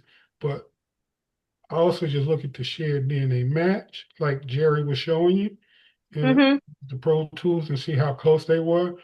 Now I could see how close they were. There's a mother, daughter, and one that you were just looking at. But this guy was already in my tree, and she was already in my tree. And you notice the distance from them to them. So all I had to do was, let me open link in a new tab, go to him in the tree. So I was trying to search him out as well. And this lady here, but they were too far back from the people that I was looking at. And I know, like I said, I know how to do the numbers, and I have a technique that I will show you. You come to Alville DNA because we use the technique all the time. Jerry might still know how to do it. But now I'm going into those people where they were connected because, like I said, they were, excuse me, its ancestry has them as third cousin once removed or have second cousin. In order to do that, I have to know the number and I have to use the technique that I use, and it's verified. I can show you, but it led me to putting them right here amongst him. To be a second cousin, they'd have to go. You have to be with the third or fourth great grandparent. The thirds are brother and sister, and then we'll come down from there, and me personally, I'll let them out, and you will see how they all kind of go together. But they would, like I said, your DNA matches will tell on themselves and give you a building block. Now, I know that some of my Sterling last name people were with some Atkins people, but I never did understand that at all, period, because the name wasn't part of my family. Somerville and Bradford were, but now all these people here are on my dad's side. All these DNA connections that I have here, they're on my dad's, they're on my paternal side. So now it's starting to make sense why my grandfather or great grandfather was living with some Atkins people. And that didn't show any connections on the Pickens County census that I had. But I'm like, why is he with them? What's the deal with them? And I didn't really think no more of it because on the next census, he's back with the rest of the Sterling family, but why is he with the Atkins family? So yeah, they can help you This can help you Okay, I see knowing. that. I don't even know how to do that, but it looks amazing. Yeah, well, I do that. Like I can do it with any one of you in here. Jerry knows, Okay. and it starts answering the question. Number one, because you don't match all of your second and third cousins, Yeah, you don't. but somebody in your family, if they took a DNA test, they might match them and you might not match them. Now you're That's really true. close. Yeah. So now Mm-hmm. this closes that door. The technique I use closes that door, but it's been accurate. And you can ask a few people I've used it for and people that I've showed how to use it. I'm sure Jerry definitely knows how to do it because he's very good. But like I said, when you come to our group on Thursday, we got a few people in there. Like Denise said, there's some people that's taken that course. We have a few people that have taken that course, but I'm not one. I'm a family historian. We got some Mm-hmm. family historians in there, and I'll walk you through different techniques, and we'll just go. Like I said, we can do one-on-ones. We can do it with the group. Sometimes I would have a thing called Coffee with the Ancestors, where I'll come on in the morning and let you just, hey, what do you need? And we'll just jump in and start pulling what rate Mm-hmm. your wall and how to break that brick wall. We love helping people. And Jerry does too. As we see, you learned all this on Jerry's YouTube channel. And we're not, like I said, we don't plan on stop. Just like I said, it's a few roadblocks around the way. Like I said, I got answer in the midst, but I'm healing. You can hear me trying to heal. Mm-hmm. You got good people like Denise. You got good people like Jerry that are just willing to help. That's all we're doing. So don't feel lost. Don't get yourself lost. You got people that are here to help. That's amazing. I'm Yeah. happy. That's good. Now thanks, John. There is another site I want to share with you guys. It's called Black Pearls of Genealogy. Black Yes, Pearl. David. Um, yeah, it's one of my buddies, David Anthony Taylor. Yes. And he's Yeah. very good at creating websites. Yeah. And um, this site that he's created, Black Pearls of Genealogy, is connected right now. He's working with Family Search. We're trying to encourage Family Search to Okay. pay him for this work, but he's working, and this is voluntary. But this is a website, Black Pearls of Genealogy. It's a website that he's created, and one of the things you're able to do now is find only the African American ancestors through Black Pearls of Genealogy. So when you're going out to Family Search and you're looking Mm-hmm. at those Freedmen Bureau records, for example, you get a little bit of everybody. It's not just Black folks, because Freedmen's Bureau also helped refugees. So, and refugees represent the non-African American people, but you can go out to find your ancestor. And I put that link in the chat earlier. I can put it out there again, but this is another site that they've created. You just enter a last name. I think I heard somebody looking for Nelson. Yes. Um, I put in Nelson, and what was the location for Nelson? He was located in Coffee County, Georgia.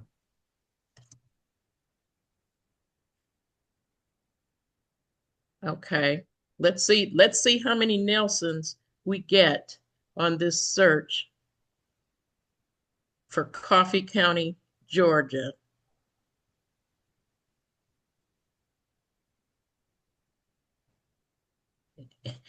And we've got quite a few.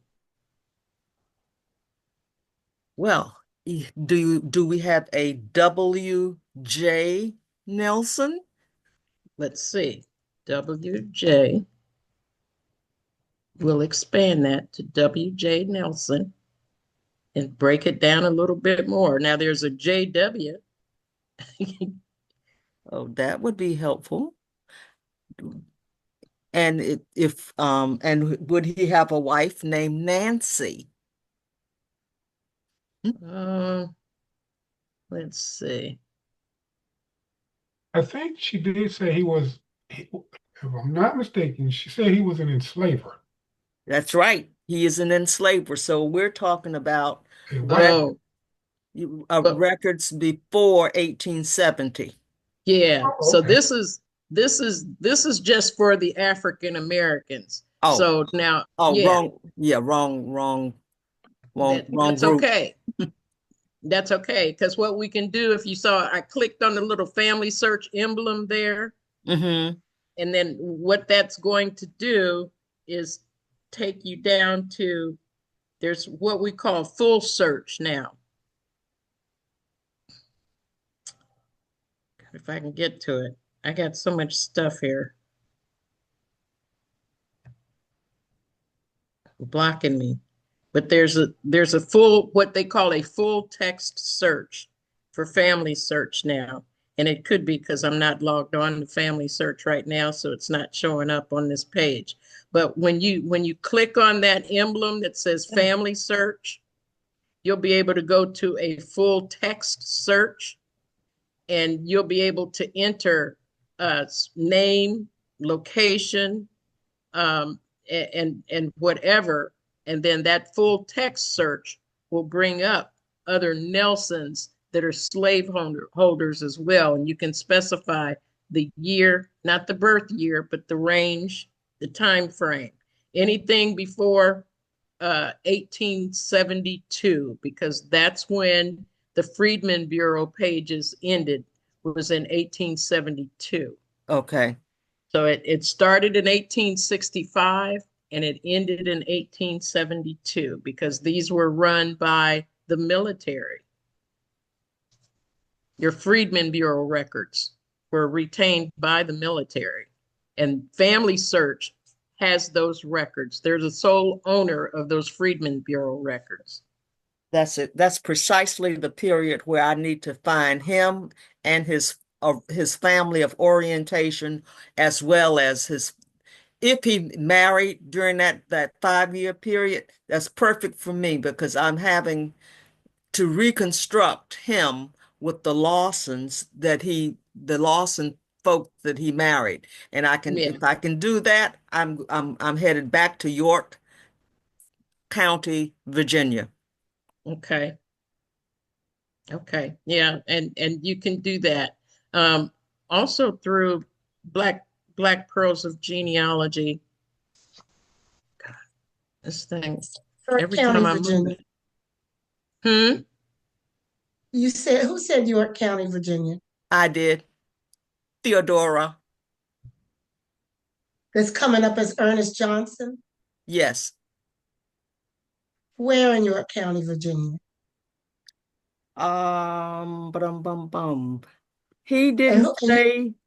you're looking for That's the Nelson? Nelson, the Nelson, Tom Scotch Nelson, who married, I think, the Grimes female. They had several. He had lots of plantations, but he gave it all to the Revolution, and And he where was his place? Where was his plantation? York County. That was the main one. Okay, York County, the reservation Yes, um, had several plantations. yes, Tinsley was one, Belmead, Hellstead.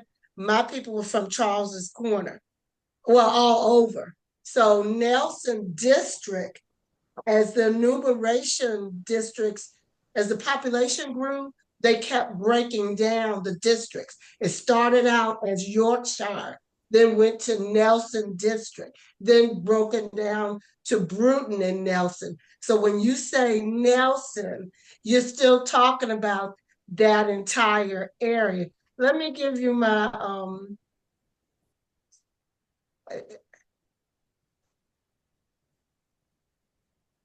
Also, Miranda and Maisha and Ernest, if you would like to be on our mailing group, well, we'll mail out a thing to you every Wednesday to let you know of our meeting on Thursday. You can be put on our mailing list. Just leave me your name and your email. You can put it in the chat if you want to, and Jerry has my contact information. There you go. I put it in the chat, my contact information. Thank you. And who am I going to be talking to? Not Ernest Johnson. You will be talking to the wife of Ernest Johnson, Theodora E. Maxwell Johnson. Okay. Nay Maxwell Johnson. Okay. Awesome. Any other questions, posers, items you want to discuss?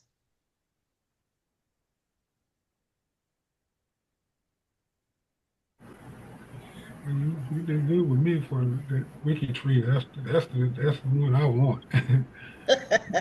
I want to be able to, because I think you guys got a lot of families on that thing there, and I'm trying to make a connection for my father's grandfather Mm-hmm. and my mother's grandfather. I said I got him in, family up underneath him, and I got his mother and father, but I'm stuck right there. Yeah, yeah. Well, and I'm sure we can help you find, because we've got a lot of resources at our fingertips out there. Genealogists that we can reach out to help us in different locations.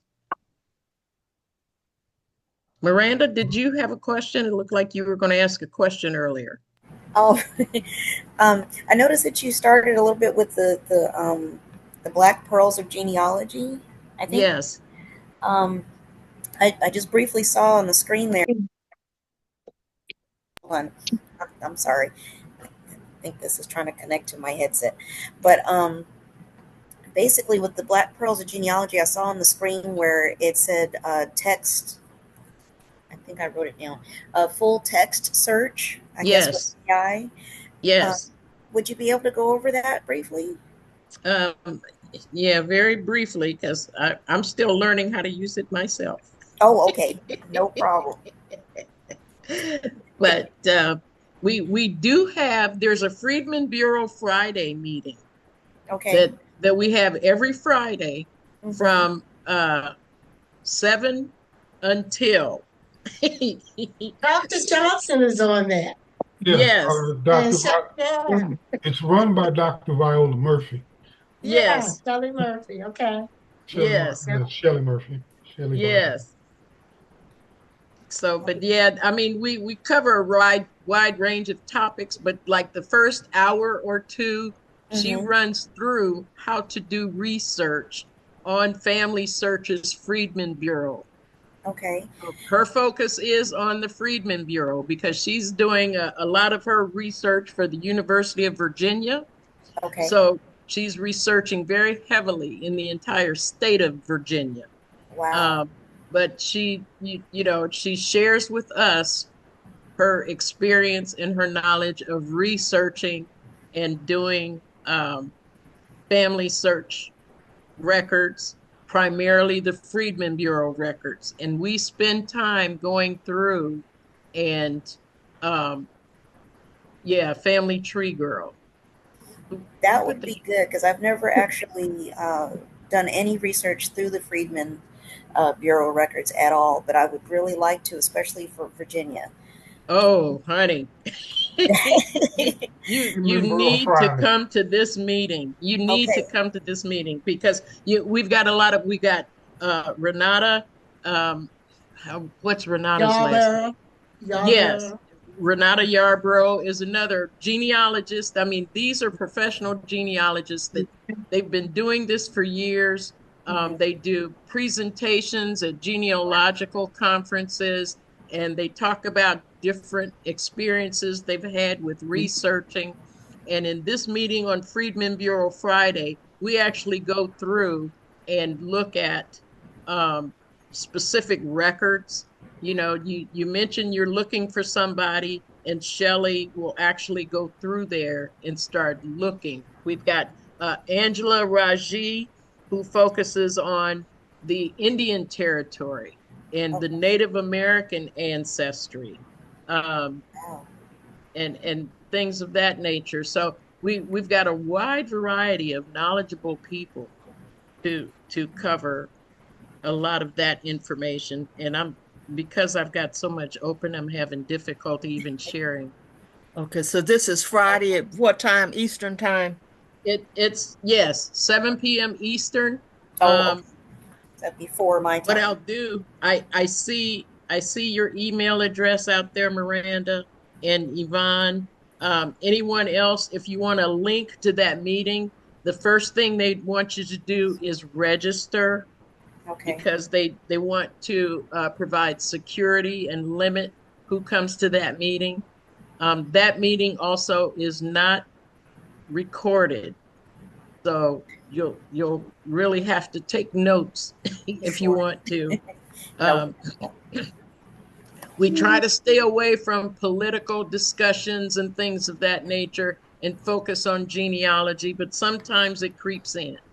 But again, there are so many different people. I think the last meeting I was on, there was like close to 70 people in attendance. Wow. So you really don't know who all is there and what they represent sometimes, because she doesn't go around and do individual introductions like Jerry does. So, Okay. we don't have time to Well, at the understand who beginning, all like is she'll ask you to introduce yourself. If you're new, she'll just ask you to introduce yourself. Yeah, if you're new, so that she will know whether or not she needs to do her presentation on Freedmen's Bureau Friday. I see. Yeah. I Okay. haven't been in over a year, and it was only like 5 or 10 people.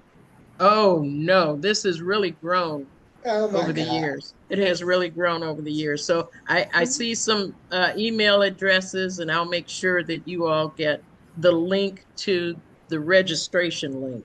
How about that? Thank you so Thank much. you. Yep.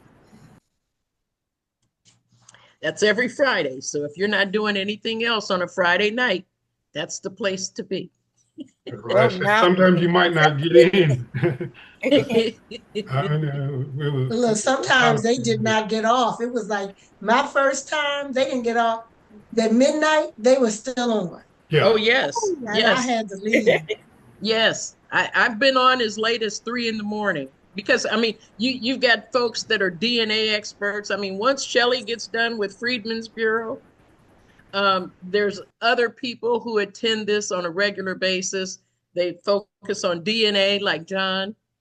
They sit and they compare, and they talk about GEDmatch, and they talk about all these other DNA resources and things that you can do with trying to match your relatives through DNA. And they have discussions about some of the other situations that um, some of the organizations are having, like with maintaining records, and or where you can find records, any new records that have been found. All that kind of information comes out in those meetings. So it's really fun. Sounds good. Yeah, yeah. Thank you. You're welcome. yes. Thank you very much. Jojo, no, I like to play with her because she's a descendant of Angela Davis and Tia and Tamara. They have Uh-huh. 10th great grandfather. So she goes kind of deeper stuff. She's right here, but Miss Harlem is what I call her. You'll see her in our group, but you'll see her. We just start going there on Fridays too. I like to go and learn.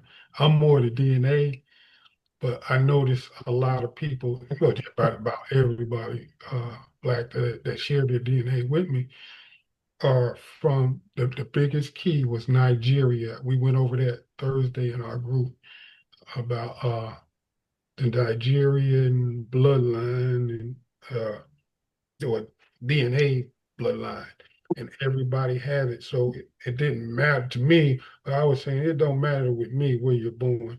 I don't care if you're born in Chicago, Milwaukee, whatever plantation they put you on or you look for. Your main key most of the time is going to be that Nigerian blood in the outskirts where the Nigerians went. I find it in people. We did a search on people from that had DNA matches in Mexico. And a lot of people don't know, yes, you have DNA matches in Mexico, only because DNA, well, Mexico had the first Black president, and there was an underground railroad that went to Mexico that a lot of people don't know. And then that underground railroad that went to Mexico put some Black slaves that wanted to be free, that made it and got free and developed a lifestyle over there, Afro, which I think is Afro-Mexican, what have you. JoJo knows a lot about it as well. Black Pearls of Genealogy has pieces of it on his website. You can just check your own DNA and just put in the search place, like I asked you to put Pickens County, just put Mexico. You're going to find your Mexican ancestors in there. And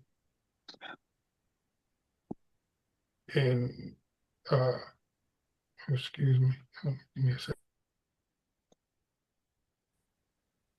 You okay? Yeah, I'll work my voice so my wife and Juanita, about that. Even though I'm cancer free, but I'm still seeing doctors for ear, nose, and throat, and they're looking down there. I'm just learning really how to eat back again. So every now and again, like I said, I'll just overload myself with the talking and my throat get dry. And I didn't have nothing here to drink with it. Now I got me some water. But yeah. Denise, Yeah. I want to follow up on what John just mentioned about Nigeria. Okay.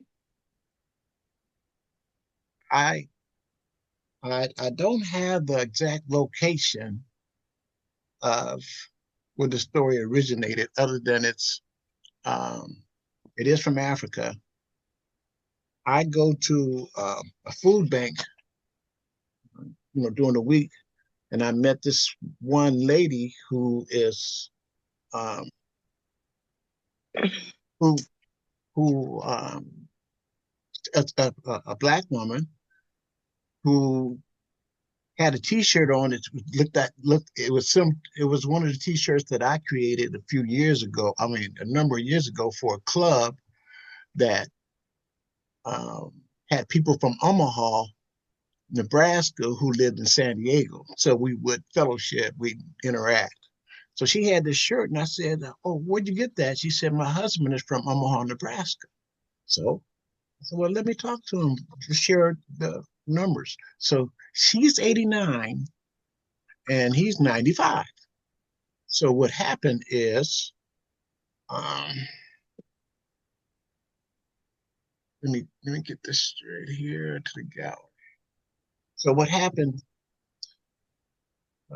They invited me to their house, and I went up there, and we were talking about genealogy because that's what I talk about. And he has some history in Arkansas.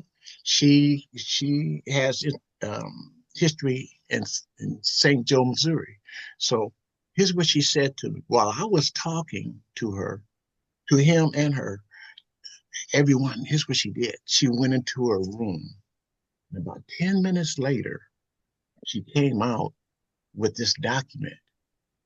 Can I share some of it with you? You have It'll be about 5 minutes of reading. Oh, Okay. sorry. Okay. And Okay. while you're sharing that real quick, I just want to mention to everyone, I did put the link out in the chat to register for Freedmen Bureau Friday. So that link is out there in the chat now. You just go to that link to register, and then you will get an invitation to Freedmen Bureau Friday. Okay. Now the where do Well, I find this link? It's in your chat. Do you know how to access your chat No. on Zoom? No. Down at the bottom, do you see down at the bottom where you've got your microphone and your little video? And keep going to the right, it says participants. At the very Let's see. bottom, you see, Okay. and then there's something that says chat. You click on that button that says chat. bring your mouse arrow, get your mouse and bring it all the way down. It should pop up where you Uh-huh. can microphone, video, chat. I see an easy. I see the time, date. But I see the sound bar. I see um the signal strength. Oh, ZM is that Zoom? Yeah. For Zoom, yes, Zoom, that's for yes. Zoom. Press that. You're already in Zoom Oh, because we okay. can see you and you can see whatever we're displaying. So at the very bottom of that screen. I saw some information that said about the time, and I was going to take a picture of the screen so that I could get the information entered properly. What we Okay. do, just Jerry, can you send it to her? She says you have her information because I did ask Yes, if she wanted to. I'll take care of that. Yeah. Okay, thank you. And Sorry, Jerry. Misha, Uh-huh. want to join our Thursday group, like Miranda and Ernest. I don't know why I'm saying Ernest because you gave us your real name. We just Theodora. yeah, Theodora. Just leave me your name and email like they did, and I put you on our list. And every Wednesday we send out our email. Okay, how do I do that? I only know how to do this or got on this was because Jerry sent it to me and it just automatically like popped up on my phone and in my email. So I don't know. I'll take care of Do I contact Yeah, do I contact Jerry and yeah, do yes, I yes, give it to you. Yes, yeah, about to say yes. Oh, I okay. got you. Yeah. Okay. So you got two emails, Jerry, you got to send to me. Two names and email. You got it. Yeah, and that the person's name you asked about who was the enslaved person. It's Aaron, Aaron, Okay. Carter, Carter. Okay.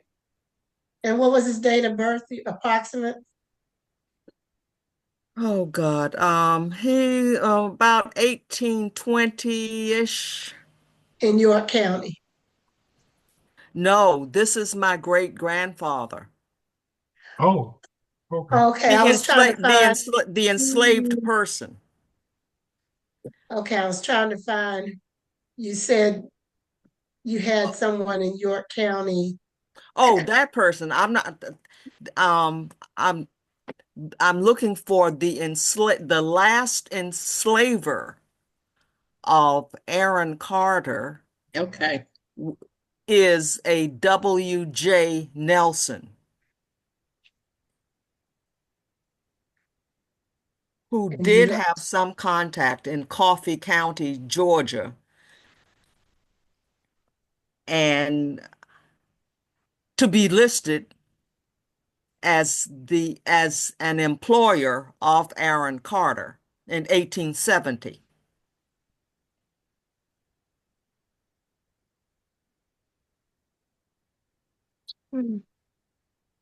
Okay, go ahead, Jerry. Sorry about that. Okay. Great account. So Diane, let me see. go ahead. Oh, Diane. Okay, I'm on Wikitree, and it says something about upgrade account in parentheses free. But you guys said the account is free. But why is it? Why is there a thing that says upgrade account free if it's already free? Yeah, well, Do I need to click that or something? Or once you sign up, what yeah, they're I signed asking you, up. yeah, what they're asking you to do to upgrade, I don't know why it says free. We'll have to talk to whoever created that page to answer that. Okay. But it is always free. But now Okay. what they're asking you to do is complete the honor code. And I can go through that with you separately. Okay. Okay. Just get my That's information basically from just, Jerry. Or if yeah, you want to that's give me yours, that's basically just fine. saying, Okay. yeah, that honor code is basically just saying, look, you know, we're going to be civil. We're going to be nice to each other. You know, we're not going to be calling folks names, you know. Mm-hmm. You know, that's basically, you know, you're going to honor the respect of other people, and you expect the other people to honor you respectfully as well as you do your research. That's basically what the honor code is all about. Okay. I don't Just even know being where that's civil to at. one But another. okay. Yeah, yeah, that's all that is. Okay, yeah, I don't even know how to navigate the page to like start adding family members, and I'm trying to figure it out, but it's like I don't get it. Okay. Yeah, Yeah. I'll get with you separately after this Okay. meeting if you want. Okay. Okay, Jerry, go ahead. Okay. So I could give you the background. So her name is Barbara Williams, and her husband, she's 89, and her husband's name is Benny Williams, and he's 95, and he's the one who's from my hometown, Omaha, Nebraska, and they invited me to their home. So she went into her room. 10 minutes later, she came out with this document, and it's called. It was called the family history of her mother, and so she did a report in 1985 for the City of San Diego College family history assignment for Professor L. Schwartz. And she interviewed her mother named Willamita. It was interviewed by Barbara Jean Williams. And so the mother was born in May 29th, 1916. And so she put on there the generations from Africa, from the motherland of Africa, and then uh, and then and then generation one was from Africa. Then when they came to Virginia, she had that generation, and she had the generation all the way until St. Joseph, Missouri. And so I met her, and she has this report. She had this paper. We had it. She gave it to me. So I sat there and I took it and I read just some of it to them, and it was emotional. So I said, I'll just can I take this and I'll help you with your research. And they said yes. So I took it home, I read it, and I had it transcribed. The majority of it transcribed, and this is what I'm gonna share with you. Also, then I used some of our tools to to conduct the research. And when you conduct research, you conduct the research for the most current person. The most current person, which is Betty. So I mean Barbara. So I did my research with her first, and then her mother, and then it went back uh, to her ancestors. So I'm gonna share this story with you. Let me share my screen.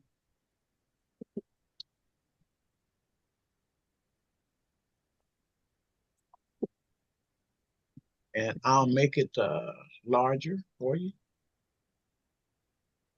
This is the 19, 19, 1950 census. And here's Barbara. No, no, this is to the 1950 census. Which one is this? Yes, it is. Or, no, that doesn't make sense.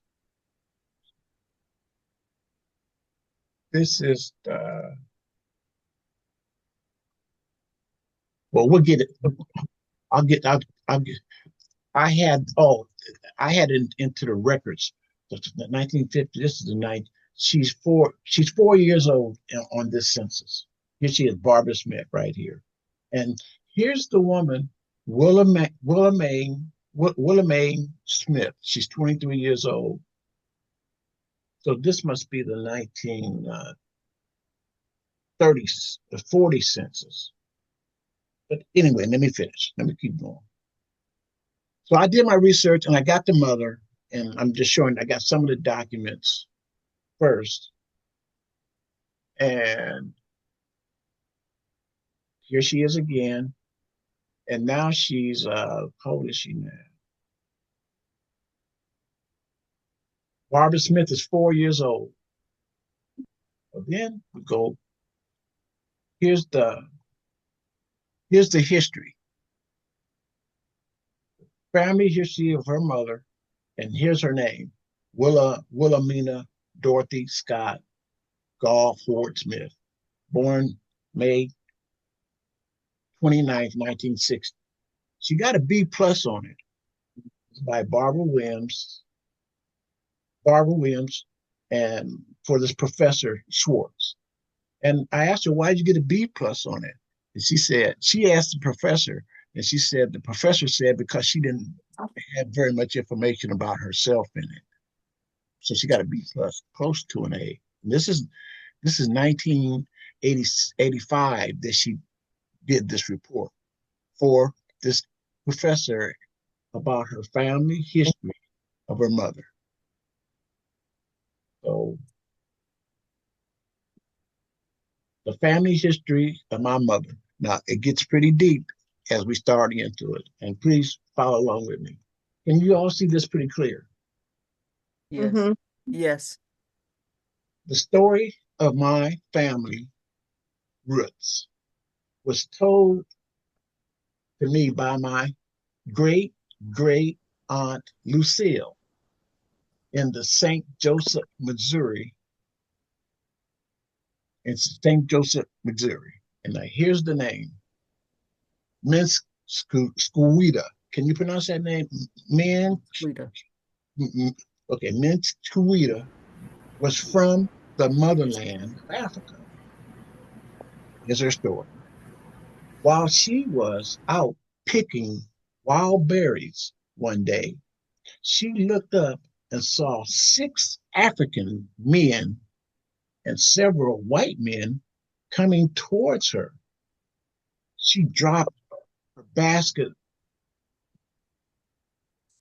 She dropped her basket and began to run, but she could not run fast enough. The men caught her. She kicked and screamed, scratched, and bit like a lion until she was too tired to move.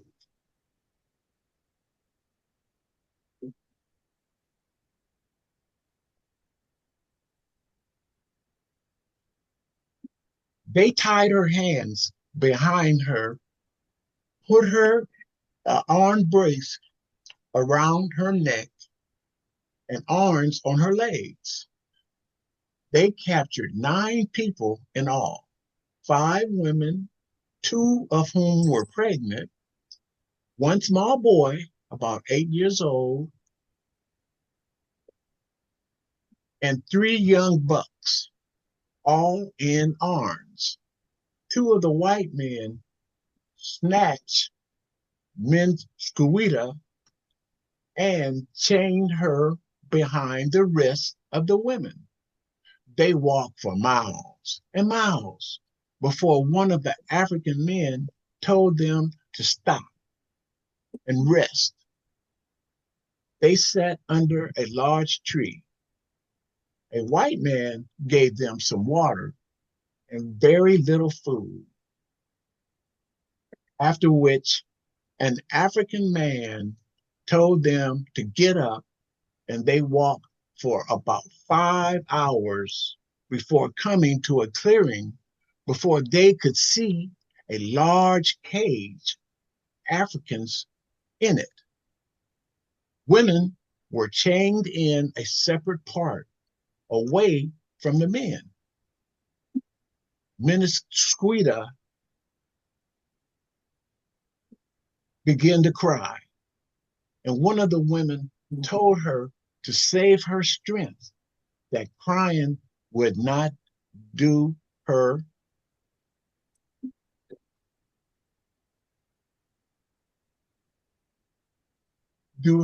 any good. Any good, she wrote it up here, because she was so far away from her village that no one could hear her cries. 3 days later, they were taken aboard a large ship, shackled down to the planks in the bottom of the ship with no fresh air or light to see.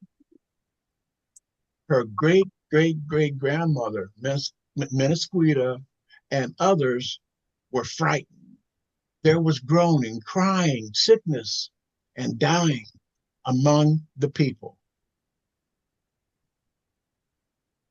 And no one seems to care. Once in a while, a man would come below to check them. The ones that died were taken away and thrown overboard.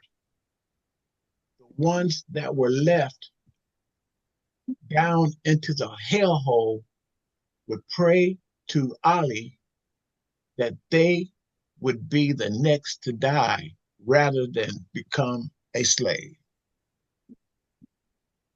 About every 3 days, 4 men would come down in the bottom of the ship. One of the men would unshackle the arm braces from their legs and hands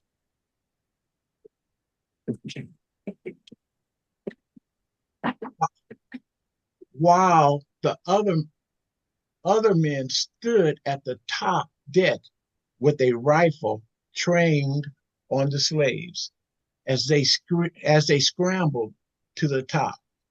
The slaves closed their eyes for a while until their eyes could adjust to the light.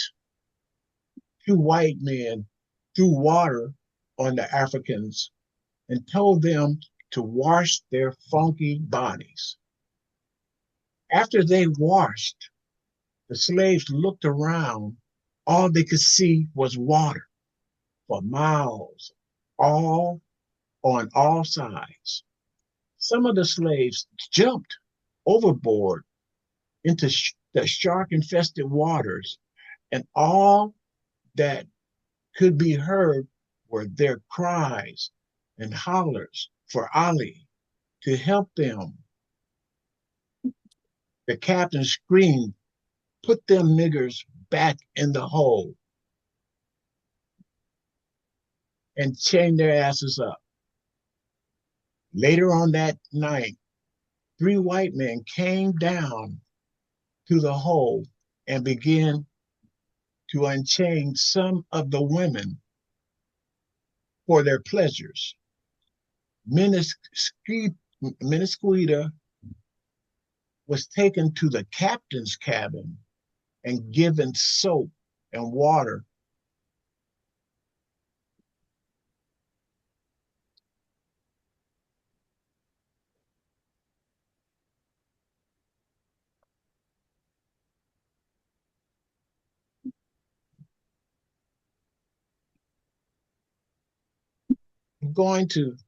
I'm going to stop there, but I'm giving you what I have. I have more of the story to be continued, but I'm giving you what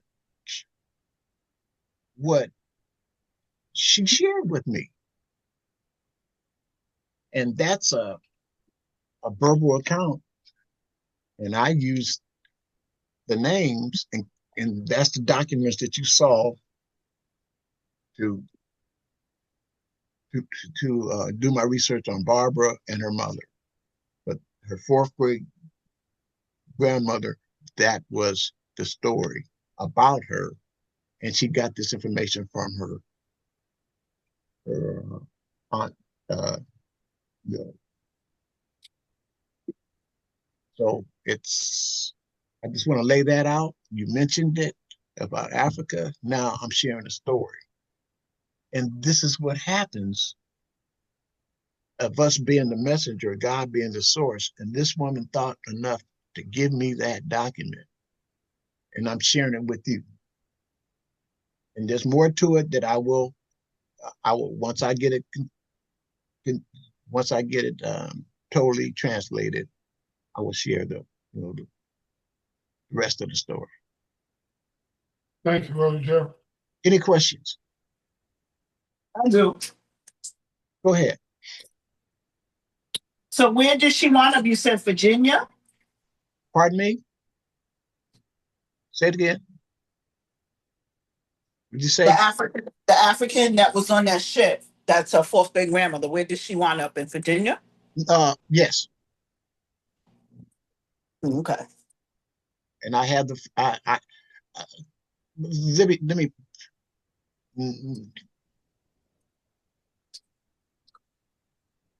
again, it's such a touchy subject that I want to be transparent because, again, I'm the messenger. What happened is, I'll go a little further so you can ask these questions. What happened is this captain abused her, and then they eventually got to that ship eventually got to Virginia, and she was put on an auction block and was bought by this uh, her slaveholder, and she gives us the chronological information. And the slave, and as she a few months later, she found out that she was pregnant by this slaveholder, and it gets a little bit more graphic after that. But I just wanted to answer your question. I could go into further detail. She didn't accept the babies. One thing that she did, she didn't accept the baby, and then she went on with her life as she and has documentations, and then I can just show you the different steps in her life. But I did want to give you that, and it is written. This is her story, but I wanted to share enough with you. They eventually migrated to. They talk about the Civil War. They talk about jumping the broom, marriage, her the buck who she eventually married, and they jumped the broom in back of the slaveholder's house because they had a cabin. They talked about that, and then they started. He wanted her to be the one to breed the slaveholder to breed his suckers. This is going to be your slave. He's going to be your buck, so she can give him the suckers. And so that was that portion of the story. And then a little bit further on, it goes into the emancipation, and they hadn't heard about the war, and then that information came up, and eventually they were freed. And then it talks about their migration all the way up until now. But I just feel I wanted to share that much with you, and without going into some of the other details that I do have. Any questions? On your tree, that name I told you that I recognized, Lumpkin, that was where they auctioned slaves down in Shackle Bottom in Richmond. So make sure you look up Lumpkin Jail, because that family, they had covered up a lot of stuff. They had paved over. It's yeah. You need to look up Lumpkin Jail, Shackle Bottom, Richmond, Virginia. And this is the information that I share on this format because with people that I have trust. You know, we build relationships, and it's we need to help each other. And just like you just offered me some information, when I start doing our genealogy research, that kind of information helps. So, any other questions on what you just heard? Anyone? Or comments? I mean, as horrible as the story is, she's blessed to have that information.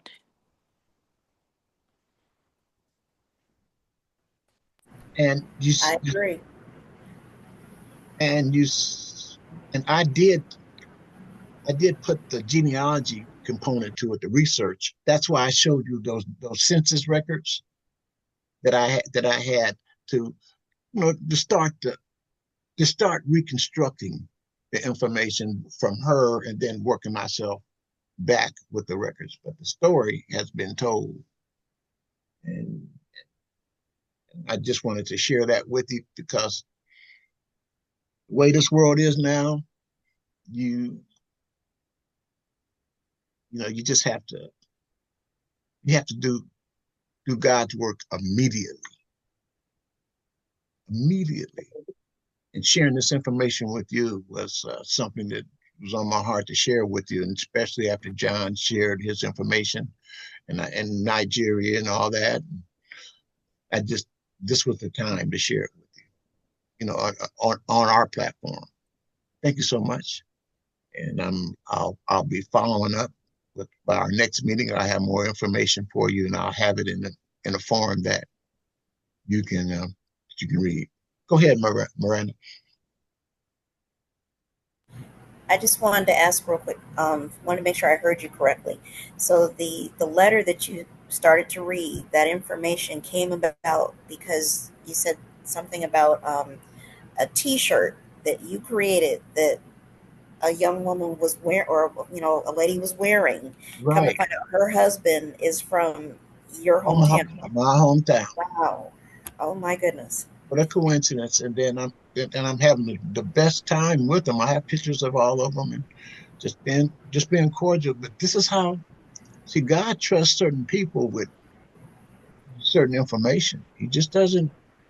This didn't just happen. It's only by the grace of God that I got this information, and I'm sharing it with you. Yes. And she shared it with me for us to learn from it, and the truth can't be hidden. And to hear a story that has passed down that has that kind of graphics, it's it's emotional, and I I just it's something that I wanted to share with people who I care about and I love, and that's you all. So that's the only reason why I would do this under this format, and that's an example of how we have to be good stewards of the information that God gives us. Because I didn't have to get that, and I darn sure didn't have to share it with you. Understood. Thank you, Jerry. Thank you. Okay, Denise is still on you, and we can wrap it up though. We're up here. Everybody's shutting it down, but like it's back in your hands as a co-host. Denise, you're doing a great job too. Great job. Any topic you want to discuss, everyone. Any topic. Thanks, Denise. Thanks everybody for listening to me. Yeah, thank you. Thank you. Interesting story. It, as you were reading it, I was picturing, I was around to watch Roots. So a lot of that is the untold part of what was going on behind all of that history. But good story. Anybody else have any other questions? Any concerns? If not, we'll see you again in a couple of weeks. I'll leave it up to you, Jerry, to sign off. I guess you say I yield. Yeah, it'll be June 15th. It's our next meeting. Okay.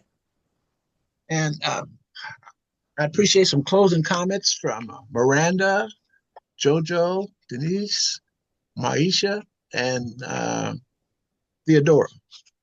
Miranda, please, closing comments on what's transpiring.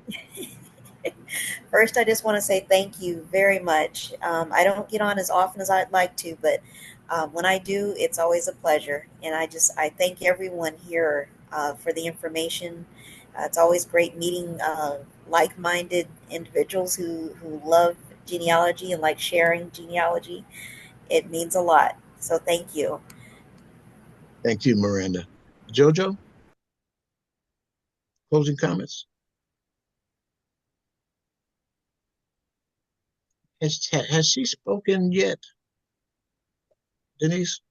Oh, I'm here. Oh, thank you, Jerry, and thanks everyone. So I'll see you at the next meeting. Oh, well, thank you. DNA or Freedom Friday. Yeah. Thank you. Thank you for participating. Denise? Yeah, it's been great talking to everyone. This is probably one of Jerry's longer meetings They usually don't last this long, but I think it's been interesting. There's been a lot of good discussion, some education. So thank you. Thank you for co-hosting. It made a difference. Theodora, please. Yes, I appreciate being able to ask the questions on the enslavers because I am fortunate enough to have lived in a county that kept at least that much of a record. And when I ask, how do I find out more? The first time I had to ask the question, it was I couldn't. The last name was distorted. So this time I have recognize readable, legible initials and a last name, but I still have no family for the enslaver. But I do have information for the wife. This is the second time. No information on the male enslaver, but I have information on the wife's family. So for those who think that you can't start from worse situations, you think you have something to work with, and you find out, oh no, it's not in the husband's name. And what is his name to be exact? So you're seeing somebody come from very little to nothing to more. That so my start has been jumpy, but once I get rolling, because I know why I have to keep the dates of the treaties and the formation of the counties and formation of Lowndes County, Georgia in particular. They had 3 county seats. This is where I find my enslaver families. And all I have to do is once I got a full name, I've got good dates, and I have families for these people, I'm going up where I know we have our origins. And so when I'm connecting the right way, I can't do anything for my people, my African relatives, because I'm an only child, never did have but 3 of us as grandchildren, and the other 2 were males who had to fight for their existence in New York City. Excuse So me, excuse me though. Um, what you have is priceless. You have information, you have family history. So uh, just keep it and be prepared for it to be used, if not by the current ones, your descendants, and they're going to look at these records that you have. So don't discount yourself. You're doing a phenomenal job. It's not what you don't have; it's what you do have. You I've don't. got a plan to get the information, and you all are helping me out tremendously when you say, but did you look here under this rock? That's That's what I need. what's going to happen. Maisha, This was very enlightening, very educational, and very enlightening. Very informative. I loved it. what was enlightening about it? The different other genealogy sources, like I've heard about them, but never really tapped into them. And you guys really opened my eyes to them and how to navigate some of them and stuff. So I was just like, I'm always like open to learning and stuff. So I was just like, wow, like I feel like, whoa, I've been sitting on this, and now it's like, oh, okay, let me go ahead and explore these new avenues. It's like, okay, there's nothing to be afraid of. That's great. I make a motion that Maisha is our MVP for today. Do we have any? I make a motion that she's the MVP. All in favor? Aye. Right?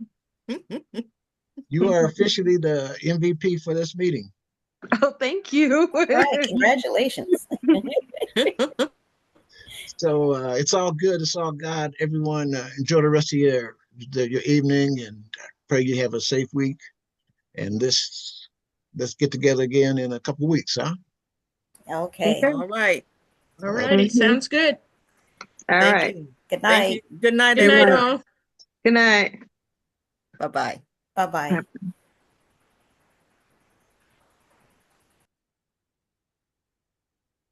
Theodora, Yes. it's, it's really nice to talk to you again. I know you thought you'd lost me from the last meeting, but no, I've been working. I know you have. You sure have, and it you know the information that you have and how you know what you're sharing. You know it helps us reconstruct our families. Yeah, yeah, and you don't know what your road will make, the turns you have to make. But I know I figured out how to use the enslaver information. I got to do it first, then it'll make sense to hold the names that are going to come out from the way the people were scattered and how they left. And everybody wasn't enslaved. Some people actually gained their freedom. Some of the cousins, Yeah, just not my group. and you notice a lot of people don't focus on that. You know, they don't focus on the freemen and what they did. Hello, hello, new cousins down there. Is this Aubrey? Is this Aubrey? Yes. Uh, thanks for joining the meeting. Stay on here, Theodore. Okay, you take care. You all take care. No, stay on here. Oh, Stay here. oh, okay. We have a new member who just joined the meeting. Oh, Do you see him? yes, Okay, there he is. Aubrey. Mr. Aubrey. Yes. How y'all doing tonight? Give me 1 second to get my audio together, and then I'll tell y'all a little bit about myself. Thank you. All right.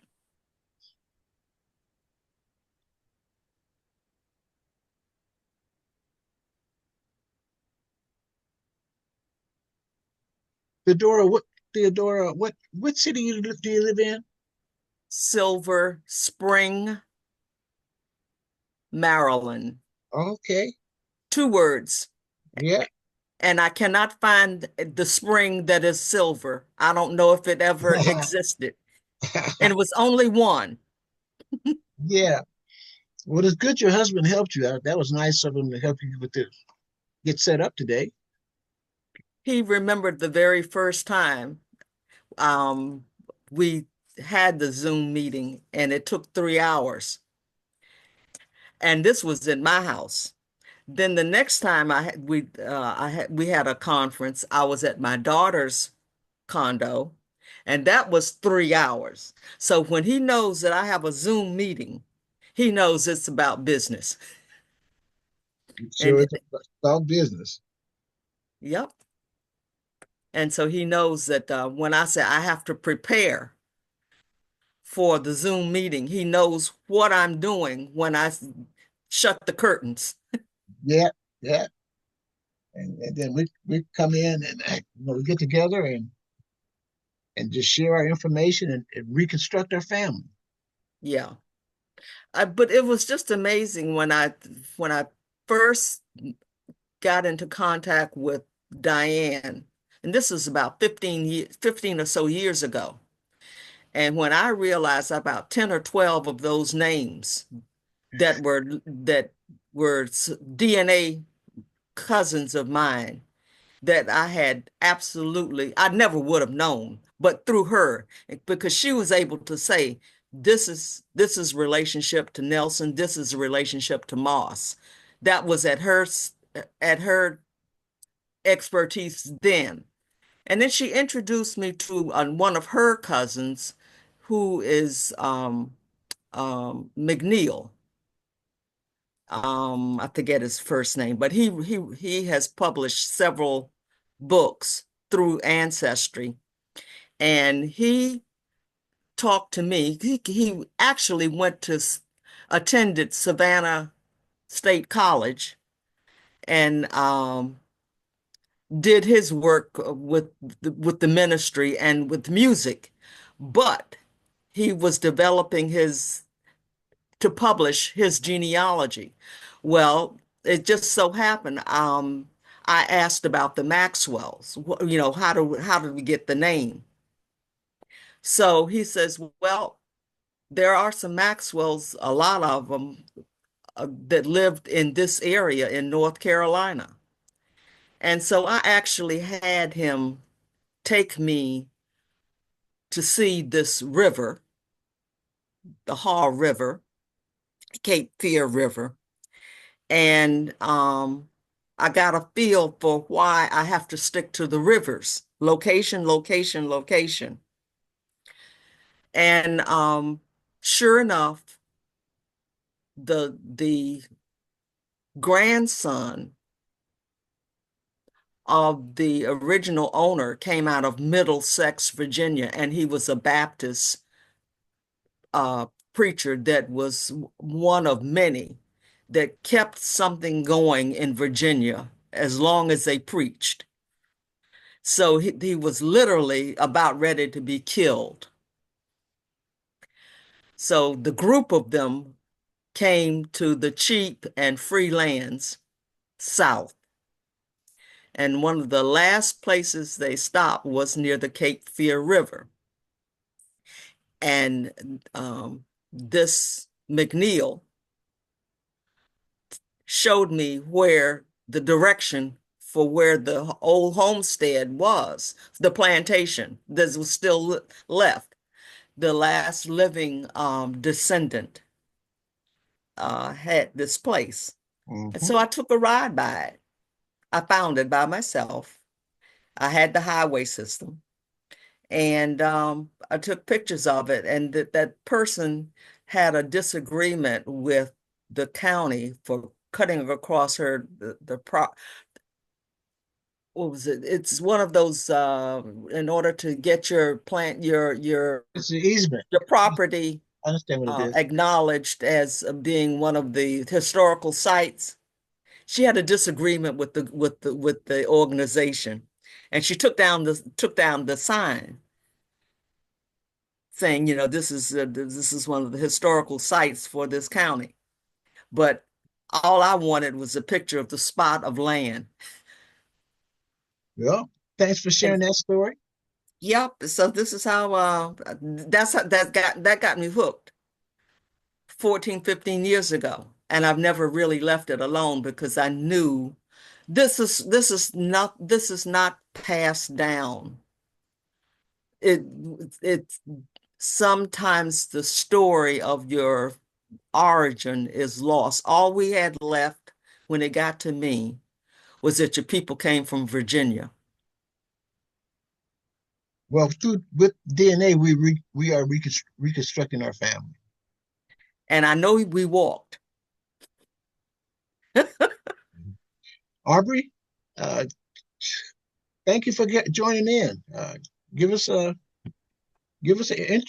introduction. Thank you so much for joining the meeting. All right, I'm Aubrey Leonard, and I'm in from Birmingham, Alabama. So I know y'all are familiar with the Leonard name.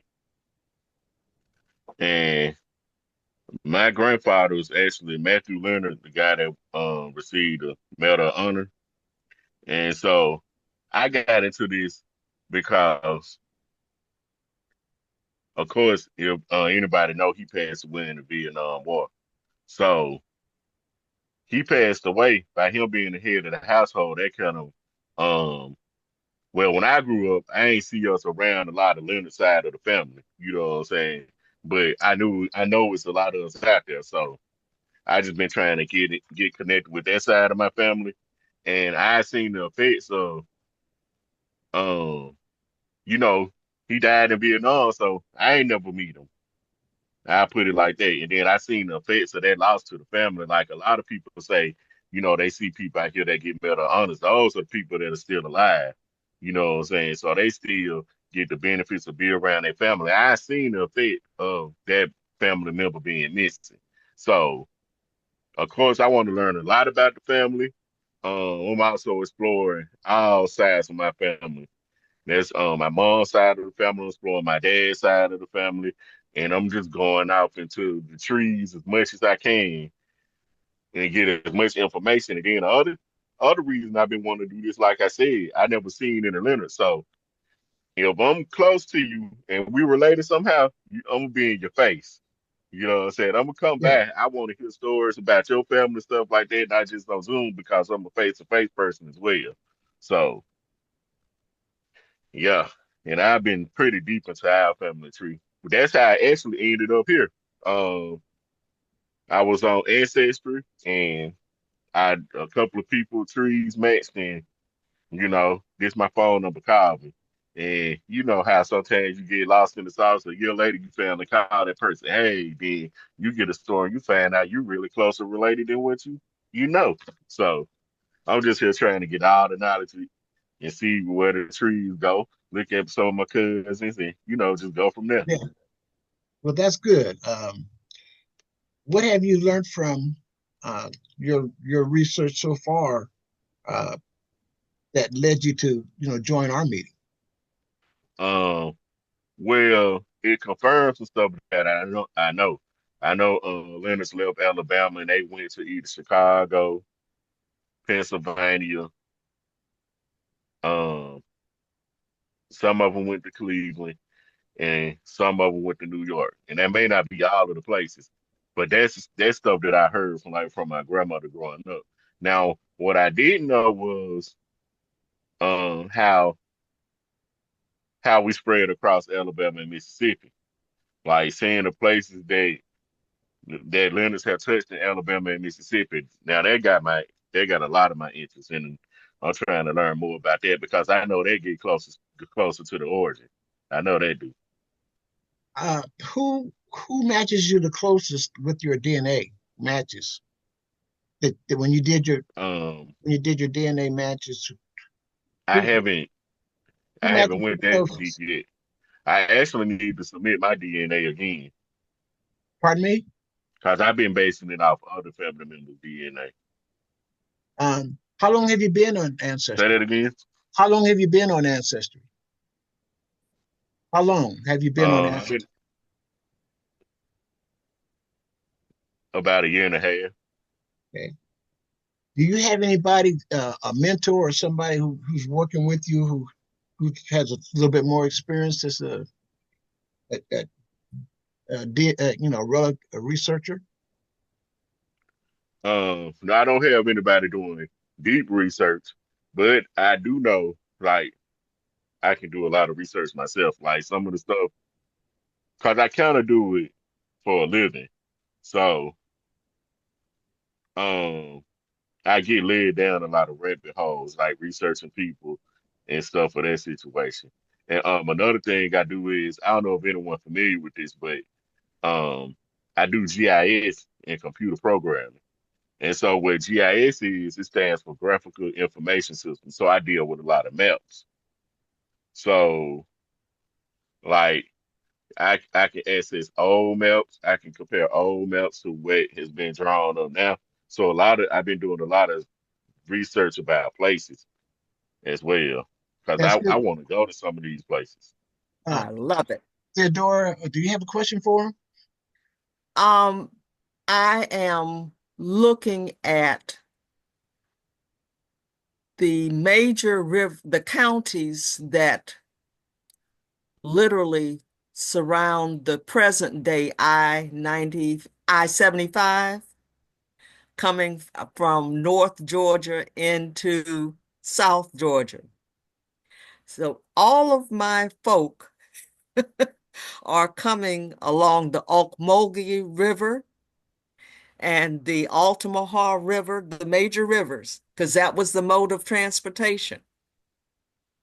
So I have one of my in-laws helping me to make the maps bigger so that the eyes are not strained with what the old county lines used to look like. And so I can say, and then I can go into lot sizes for Ooh, where folks had their plantations. ooh, I can. So maps Ooh, is I'm definitely zeroing in on when I find these enslavers who have records and they bought property free or were given um, um, lots because of the draw or a fair draw, or whether or not they were involved in cahoots with land grabbing episodes. This is what this is the thing that I have to look at, a good map. And I do know, thank you for putting me in contact with you, because that's what I'm coming up against. So when I say that the family came this way, and it could have been a Cherokee or Creek travel path, because this is what got destroyed. And this was a constant issue of dispute between the Europeans, who wouldn't stop killing needlessly, and the settlers, who didn't want to have the Indians on their property, which they had not agreed to sell. So this is our legacy. Well, Yes. this is important for us to each of us to share our different experiences and help each other with our tools that we have. We combine and work with each other. We collaborate. Um, Aubrey, how did you get in contact with our group? I got in contact. I got an email from, it was Who? John Sterling. Oh yeah, from John Sterling. Yes, Yeah, and he was on our meeting earlier. okay. Yeah, and me and History really close together. If I'm correct, his, how can I explain this? So he's technically in my mom's generation. So I use both of them. They're, So you related to John?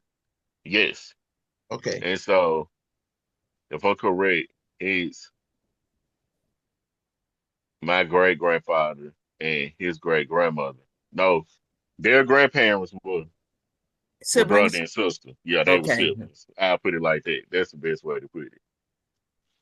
Okay. Well, it looks to me as we get ready to shut the meeting down that we you're you have a good person to that you can rely on, and we're here to help. John is a good person as a mentor to help you. You know, Yeah. with your research and what we're doing, we're collaborating. Like I said, different talents, and we'll be calling on you, and you can call on us, so we can work together uh, and to reconstruct our families, rebuild them. Okay. And like that question that Theodora had, you came in just at the right time because you do deal with the mapping. Yep. And my background is in civil engineering, so Okay. I'm aware uh, of that area also. So, is there anything that you want to share with us before we leave? Any questions that you have for us, Aubrey? When do you all normally meet? We meet the first and third Sundays of each month, and our next meeting will be June the 15th. And Okay. and do you you can leave your